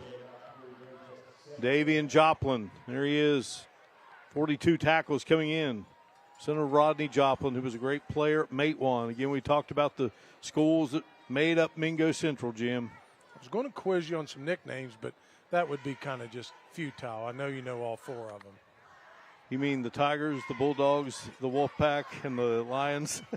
Absolutely. I knew you'd get Gilbert. I knew you'd get them. I was just trying to get the rest of them. I don't even know why I asked you. You're just trying to keep me on my toes. There you go. All right, so we saw Mason Brown, now Jeremiah Brown. And I think he has landed in first down territory. Well, he signaled from his back that he had first down, and now he's going to signal on his feet that they got a first down. Just want to make sure the officials knew he got a first down. Yeah, Burke gets up slowly. Burke's played his heart out. Noah Newsom was there. He's a warrior, Burke is, Mark. He just battered and bruised and just hangs in there. I want to talk to Jeremy Dolan. He was discussing Jeremiah Brown. He said, he's a heck of an outside linebacker. First year playing tight end. Here we are seeing him at the QB position. Kind of tell you what kind of skill this kid has, that Coach Dolan has enough confidence in him in the short amount of time that he's played to get him from where he was to where he is now.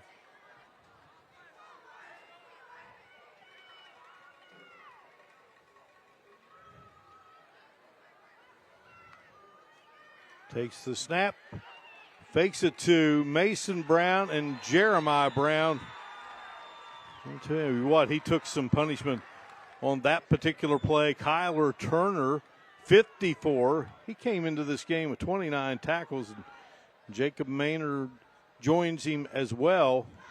And a nice defensive stop there by the Miners.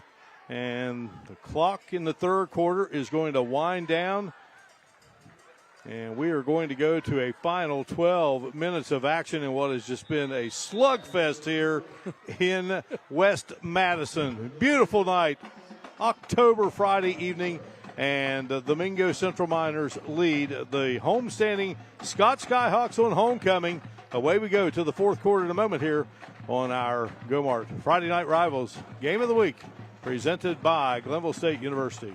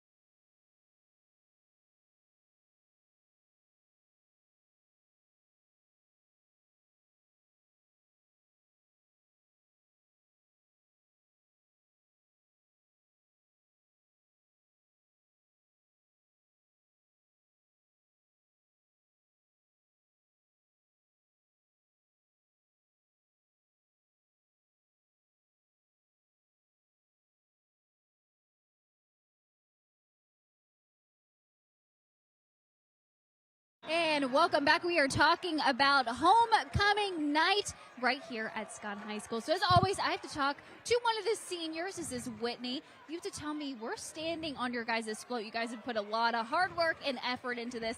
Talk a little bit about that.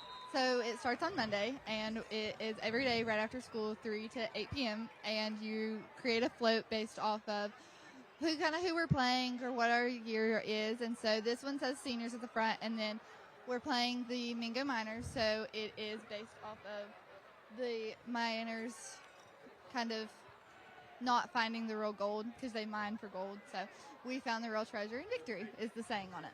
And that seems like a lot of effort to put this whole thing together. Yes. 4 days a week, and it's always hectic because you have a lot of other stuff going on. So powder puff practice for football, where the girls are tackling football and boys are cheering. So you have that going on at the same time at the same place. So you're trying to build a float around people throwing each other in stunts and Yeah, like it becomes crazy. And so when you throw it all together Thursday night before our bonfire and before all the other traditions, you throw it together Thursday night and you kind of step back and you look at it and you're like, whoa. Like 4 days of hard work of just straight muscling stuff, gluing stuff, just hoping it sticks. And it's really rewarding to see it and to make it all put together. And then for a lot of people to come out here and look at it and to say, like, oh, that's a really good float. And to know, too, I know you're saying it's a friendly competition, but you guys won this year, which is great. Yes. So to win your senior year is always fun, to leave on a win. You work 4 years for it. So we didn't win our freshman, our sophomore, or our junior year. So to win our senior, we're leaving a pretty good stepping stone in our senior steps. All right, Whitney. I'm going to hang out and kind of check out the rest of these floats. I appreciate you. Thank you. All right, Mark, I'll send it back. All right, thank you, Hannah. Beautiful float. And a beautiful punt there by Neal, who may have waited just a little bit too long before. Kind of a rugby kick there, but he got a good bounce off of that too, Mark. He had some pressure coming. 44-yard punt, so Mingo Central begins play here with 10:38 to go, clinging to a 6-0 lead. A defensive touchdown. Scott has 11 first downs. Scott did not throw a pass in that third quarter. Scott has had the football 24 minutes, 18 seconds, 11:42 for the Miners. Which I think has aided that Mingo Central defense, knowing they're not really a threat to put the ball in the air. All right, here's Knuckles in trouble, and Knuckles goes down. Good job there by Brown coming off of that block. Mason Brown. Yeah, we got to distinguish here. We got so many out there. Jeremiah Peanut Brown. Yeah, we found out his nickname is Peanut. Right. And you better address him. If you're going to call him Peanut, you got to at least say Mr. Peanut. Mr. Peanut or Peanut Sir.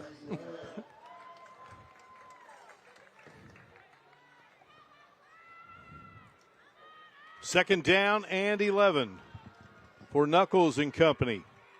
Sarton in motion, hand to Bam Coleman, and Coleman will be stopped there.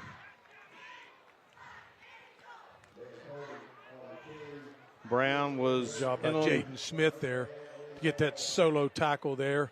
Bam trying to slam it up through the middle. Jeremiah Brown in the vicinity as well. Well, the delivery of the game, Marco's Pizza to the booth. Marco's Pizza is the delivery of the game, satisfying the F&R booth tonight and every night. Yeah, trying to draw the Skyhawk defense offside. They're a little bit more disciplined right now than they were in the first half. Snap it.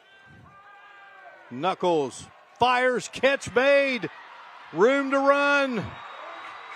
Keziah Joplin to the end zone. Miners extend the lead.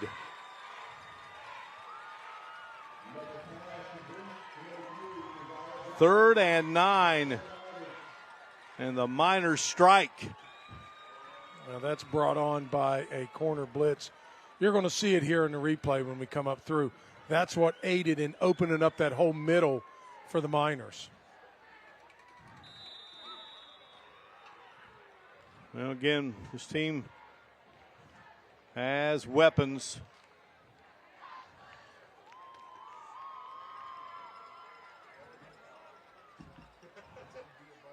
A likelihood, Mark, here that Mingo Central will go for 2.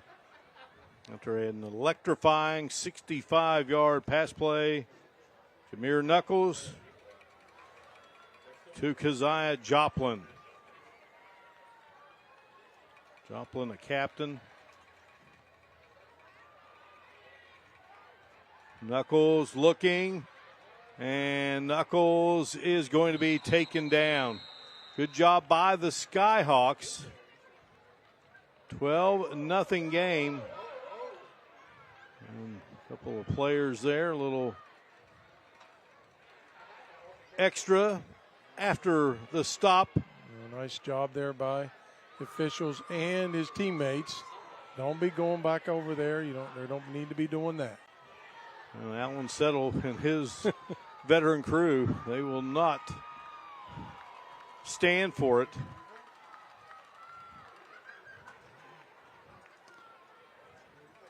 Another look. It's Bam Coleman on the that run was there. Previous play before the pass play to Joplin.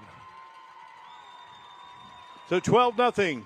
Breaking the action here. 8:58 remaining. And we shall return to Scott High School in a moment here on the Go-Mart Friday Night Rivals Game of the Week presented by Glenville State University. Hey, everybody, I've got Chris hang on to Miller that, at Robert. Dutch We'll Miller do it Kia. here. You're helping us out this year, Chris. What made you get on board? And so we absolutely love high school athletics. We absolutely love giving back to the community. And the simple fact that we can be involved and help all of these different athletic programs all around the state, I mean, how would you not want to do that? It's high school football season. It's going to be so much fun. We get to watch kids compete and also give back to the community and make sure that these programs have enough resources to take care of these kids. What you're giving is going to make a difference, and it's going to make some athletic department just that much better. Yeah, we're all in the scramble to make sure and have enough resources to take care of our kids. And we look at it like our job at Dutch Miller Automotive is that we believe that our business has a symbiotic relationship with the community, that it's privileged enough to do business in. And when we do well, we want to make sure the community does well. So we're always doing everything that we can to give back and make sure that we're able to do the fun things we like high school football. The educators hear it, the parents hear it, the players hear it. We all want to know, where do you keep that checkbook with that big 5-foot check? So we do have big, long checkbooks, big, huge, checkbooks we give away for presentations too. They're around. Well, thank you very much, Chris Miller. Very, very good to work with you, and it's a proud situation for Dutch Miller to be in. It really is. We're honored to take part. We can't wait to watch these kids compete. It's going to be an awesome high school football season, and you guys get ready, buckle your shin straps. It's going to be a lot of fun. Let's play ball.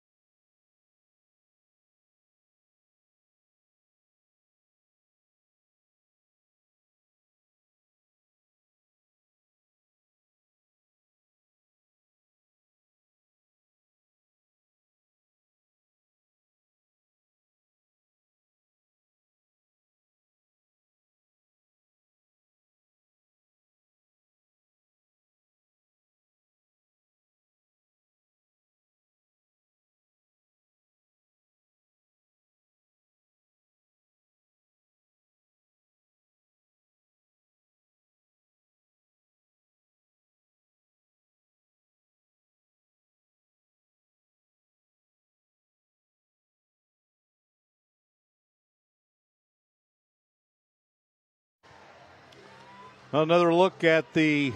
This is a 2-point conversion that failed for the Miners. Get the replay up here in a second.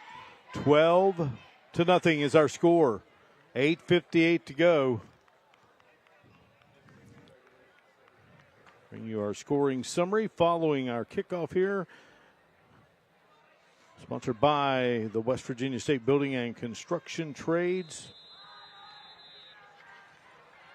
where the future is forged.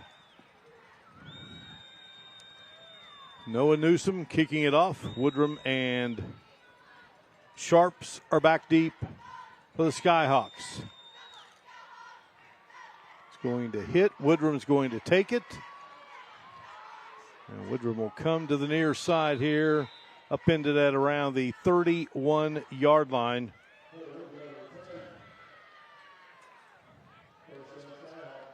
So our West Virginia Governor's Highway Safety Program scoring summary. And it was 3 plays, 66 yards, takes 140 off the clock, 65-yard pass play. Jameer Knuckles to Keziah Joplin. Jeremiah Brown continues to play QB for the Skyhawks. Give it to Mason Brown and nothing doing. Yeah, when you know that there's really not much of a threat to throw the ball, they can just put as many guys in the box as they want to, Mingo Central, knowing that they've got them outnumbered. You got 5 guys in the box, they'll put 8 guys on the defense, and it's going to be hard to run on them. Loss of 3. Peyton Parker making the stop. I'm not sure they've thrown a pass in this second half. I'm not sure whether. No, they didn't in the third, yeah. One pass in this second half. And they came here in this quarter. All right, so Easterling has now returned. Speaking of passing. Fake it, and Easterling in trouble, and Easterling will be swallowed up. Good pursuit by the Miners to bring up third down. Mingo Central, we talked about, leading the series 6-3. Miners won the first 6 matchups, and it's been Scott the last 3 years. They played every year since 2014 except 2021. One shutout, that was Mingo Central in 2017, 52-0. These two programs have produced Kennedy Award winners, the Heisman Trophy winner, if you will, of West Virginia high school football, the great Jordan Roberts here at Scott, Jeremy Dillon at Mingo Central. Easterling sets up, and that is picked off. Picked off by Jacob Maynard. And the Miners in business at the 25-yard line. Not exactly sure whether his arm got hit.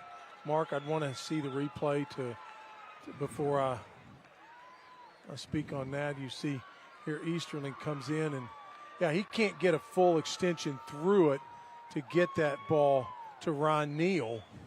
And because of that, which he gets hit as he's releasing the ball, wasn't able to put enough on that. Neal was the intended receiver, so Mingo Central a chance here to make it incredibly difficult for Scott. And now the Skyhawk defense really going to have to clamp down here against this potent Miner offense, which they've been able to do a lot. And here is Coleman getting the call, and Coleman won't get much there. I don't expect Mingo Central to do anything but put that ball on the ground.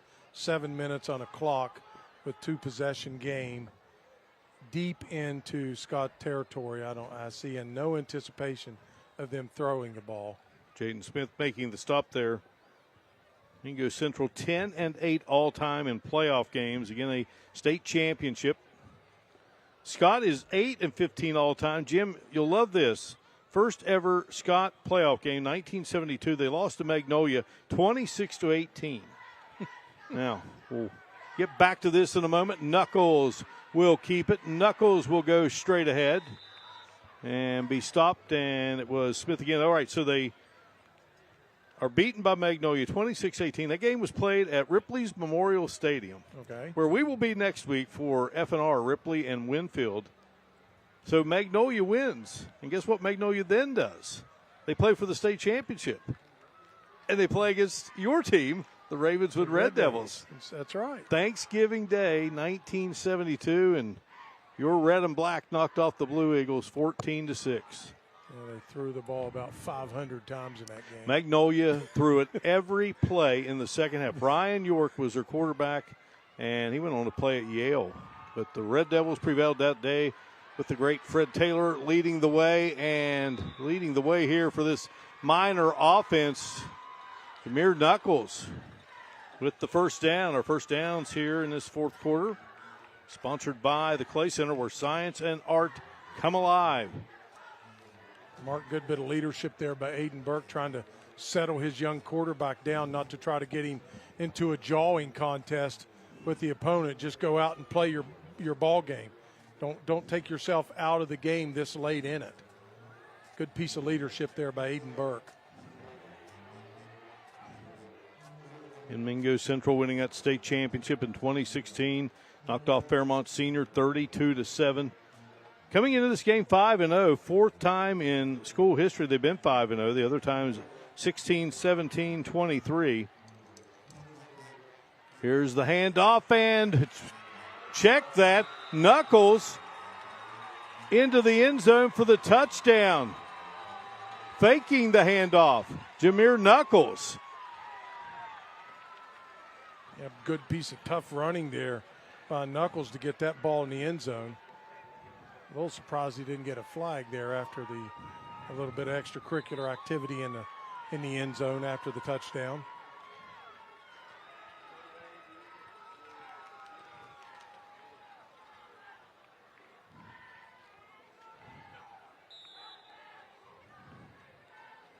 So Phillips on to attempt the point after. Kick is up. And the kick is good. And Mingo Central up 19-0. Nice job there. I mean, he picked a lot of people out. And 10 yards into the end zone. Our West Virginia Governors Highway Safety Program scoring summary. 4 plays, 24 yards to 18 off the clock. Down to Hannah. With that T-shirt gun, brought to you by the West Virginia Federal Credit Union.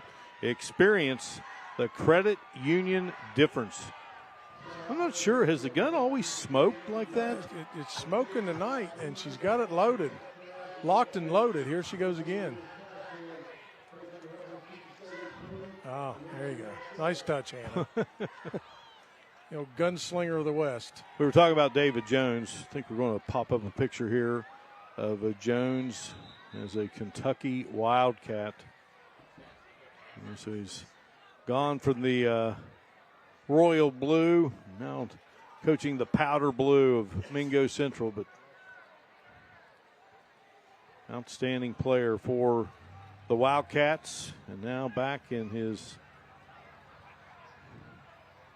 home area, coaching high school football.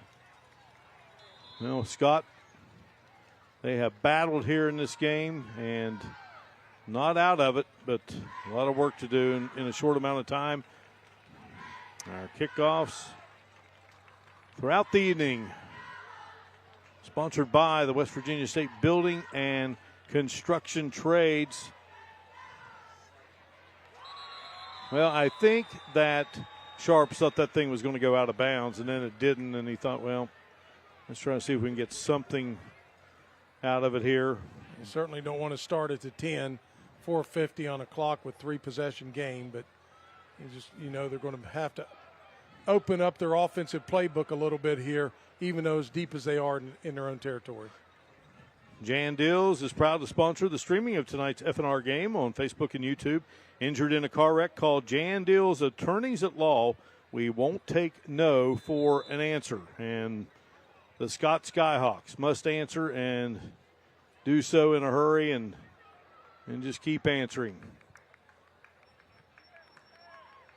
Crazier things have happened. Easterling, the QB. Into the hands of Mason Brown. Well, you love history.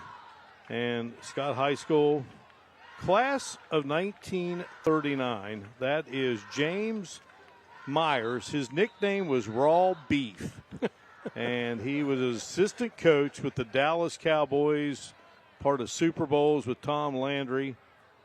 He passed away in 2014 at the age of 92, probably the most nationally known graduate of Scott High School. He was also one of the 10 oldest living Scott High School graduates when he passed away, but a legendary coaching career, not only professionally but collegiately, really well known for his work as an offensive line coach. But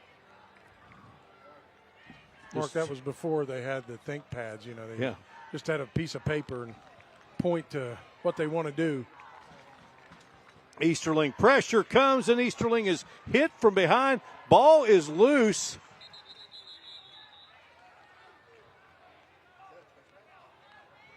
Mark, I didn't know whether they called it a forward pass or a lateral. It looked like a fumble because it looked like he was thrown behind him. And Brown saves the day there. But back go the Skyhawks. Yeah, unfortunately, Skyhawks are going in the wrong direction. We're talking about those Kennedy Award winners. Jordan Roberts here at Scott. And speaking of the NFL, he got a little time with the Kansas City Chiefs after a great career at the University of Charleston. He's a member of the Hall of Fame there at UC. And Jeremy Dillon, this football season of 2025. They retired his jersey. Well, there's a collision there, and ball is loose and in the hands of a minor, but I believe they are going to call the ball down around the 1. Well, this is a tough situation for Scott, and I mean, Mingo Central is making it incredibly difficult. Yeah, they're just lining up knowing they're going to run the ball. They're just too deep in their own territory. Look at all those white jerseys, 5, 6, 7 jerseys right there, and they were really close to getting a safety for the Mingo Central Miners.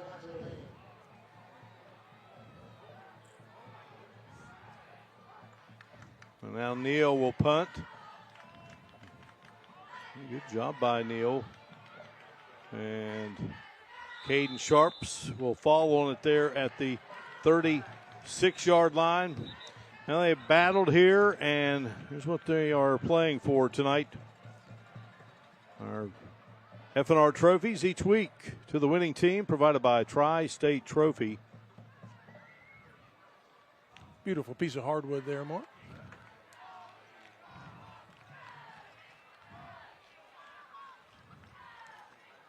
We got a block in the back against the Skyhawks. Talking about pouring some salt in the wound. They were so deep in their own territory. And now on top of that, we have a penalty.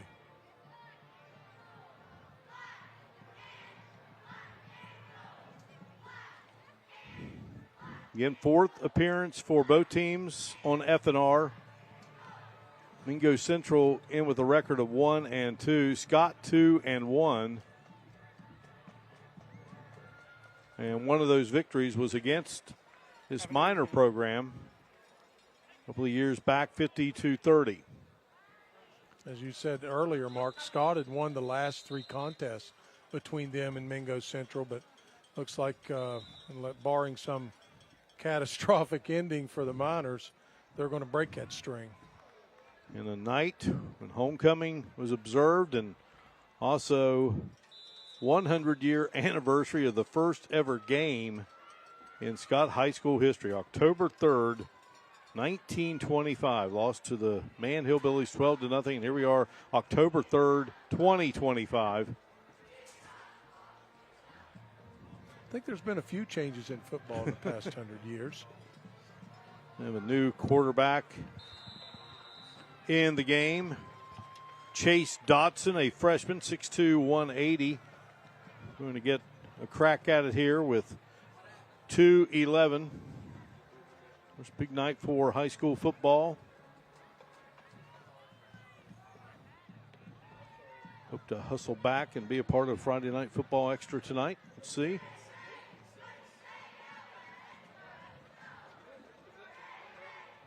Next week we are in Ripley, the Vikings hosting the Winfield Generals in an interesting matchup.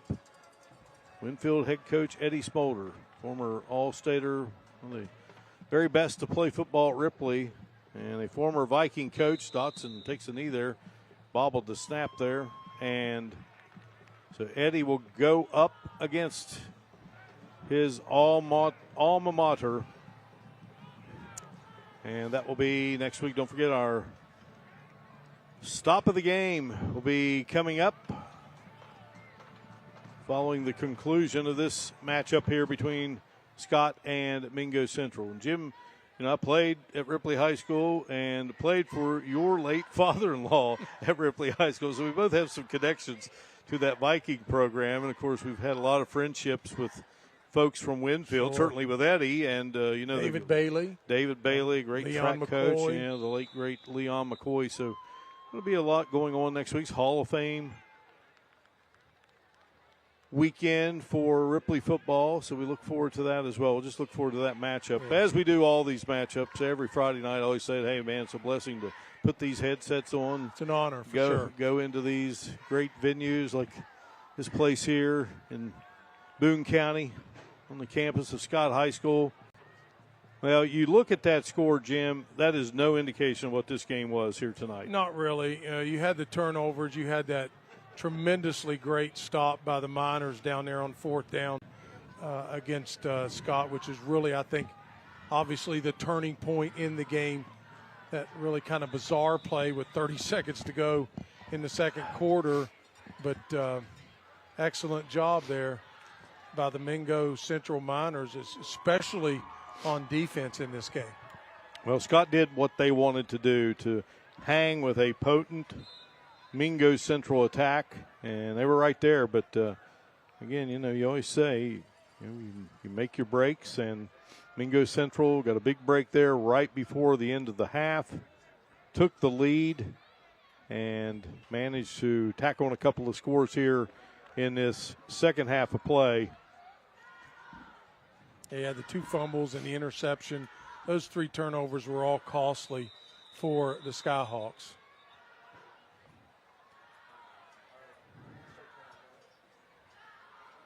Another.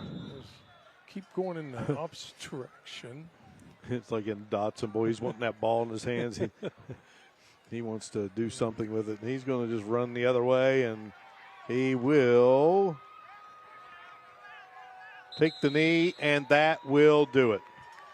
The Mingo Central Miners, they came in perfect at 5-0, and they will leave Boone County still spotless, 6-0 on the season. Tough loss for the Scott Skyhawks, who dropped to 1-4 on the campaign. Jim, this won't be the last time we see Scott. We're going to see them in a couple of weeks against the Roane County Raiders. Caden Sharps, one of the outstanding players for Scott here tonight, leads the way as the young men who have battled here since 7:30. One of the great scenes of high school sports, all sports, is unfolding as we speak. Yeah, the good sportsmanship among both teams. Play hard, fight hard. Somebody's got to come out on top. Somebody doesn't come out on top, but at the end, hey, square it up. We'll go back again next week. All right, we'll break away. We'll come back, and we will have our post-game ceremony on our Go-Mart Friday Night Rivals Game of the Week, presented by Glenville State University. Mingo Central, a 19-0 winner here tonight. The best Thursday night lights and Friday night Rivals highlights from across the country. And he just, are you kidding? What just happened? Flipped out of his hands, and it's a touchdown for Jaden Pierce. Oh, my goodness. Here's Knuckles. He's going to take his shot for the end zone. Running under it, making the catch. What a catch by Cade Mitchell. Holy cow for the Food City touchdown. Well, stop of the game, Jeremiah Cruz. He had a few of those tonight. Jeremiah laying the wood. 250 yards passing. Now he wants to take a shot. Looking to hang this one up for Gardner, and he drops it to him, and Gardner makes a move at the 35. Gardner's still on his feet. Gardner's got 3 touchdowns tonight. Seeger's got 5. Polka fires. Ball is intercepted by the Rams. It's Mason Wydra with the pick. And here comes the Rams the other way on the turn.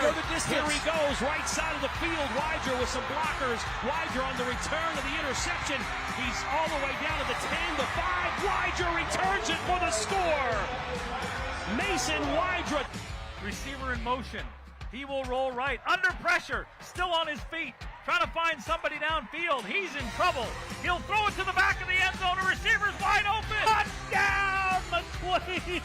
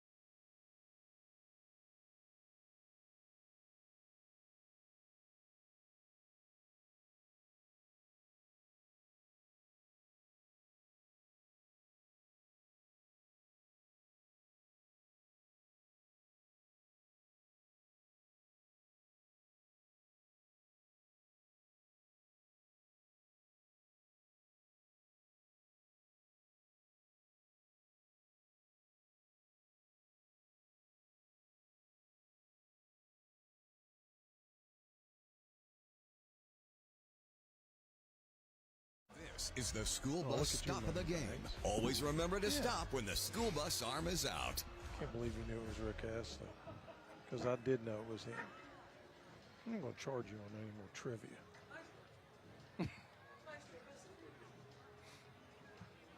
Well, it was a game that had a lot of stops along the way. And right before the half, scoreless game. Great pursuit by the Mingo Central Miners.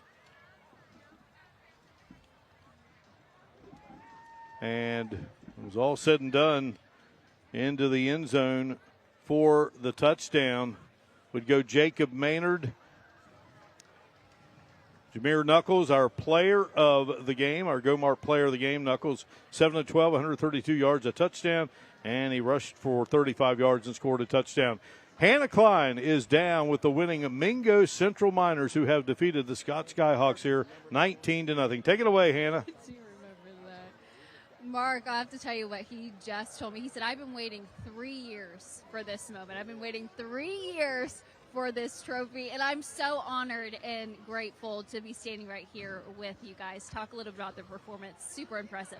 Yeah, I mean, super impressive, yes. And, we knew what type of team we had, and, we knew the focus that we had to come over here with. It's very hard to come over here and get a victory, but I'm proud of my guys. I love them to death, But first and foremost, we want to give thanks to God.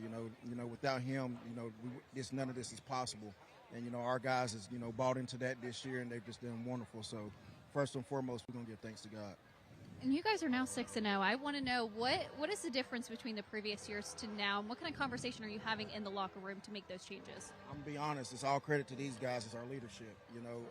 We let our my voice is gone. We let our guys run this program, and us coaches, we can't take credit for this. It's all about our leadership and how they come about their day. They put us on the edge sometimes, but we love them to death, and give credit to these guys and all the leadership. And I'll say, from the outside looking in, watching you on the sidelines, even if a player came off frustrated or upset, you would stand over in the corner and talk to them and calm them out and motivate them. Talk a little bit about that. I mean, that's what it is. A lot of grown-ups, they want to, let people know who's in control. I respect my guys like they respect us, and, I want to, just get them off to the side, calm them down a little bit, and, tell them to get out there and make some plays. I'm going to come over here real quick. Ask you just one question. What does it feel to be holding that trophy and have that moment to bring home that win? Man, it feels good, but all glory to God. Like Coach said, my boys, coming to practice with me every day, working and, just grinding, trying to get the trophy. All right. Still got a long season ahead, y'all. F&R Champions of the Week. I want to hear it from you guys. Congratulations. Go ahead. All right, our congrats to the Mingo Central Miners. They win it 19-0 over Scott. Mingo Central now 6-0. Scott is 1-4. Both teams play Logan next. Mingo Central has next week off. They'll play them on the 17th at home. Scott visits Logan next week on the 10th. And, of course, next week we are at Memorial Stadium in Ripley, and it will be the Vikings of Ripley taking on the Winfield Generals, and that will be our Go-Mart Friday Night Rivals Game of the Week presented by Glenville State University. Our coverage begins at 7 o'clock. All right, Jim, some final thoughts here. Yeah, good defensive stand there by the Mingo Central Miners. Great job of stopping on that 4th and goal in that third quarter, which I think really kind of swung the game for the Miners. But, hats off to the Miners for a great effort coming in here, spoiling the homecoming for the Skyhawks. But the Skyhawks, they got a good team, Mark. They just had a couple of turnovers, some unfortunate plays that really put them out of sync. Yeah, definitely something they can build on, and we'll look forward to seeing them in a couple of weeks when they pay a visit to County Stadium in Spencer to meet up with the Roane County Raiders, who won a big game tonight against Ripley by a final of 38-36. So that will do it from here in West Madison. Your final score, it is Mingo Central 19 and Scott nothing. For Jim Mahan, Hannah Klein, our wonderful crew, I'm Mark Marta. We thank you for joining us tonight with the latest edition of the Go-Mart Friday Night Rivals Game of the Week presented by Glenville State University.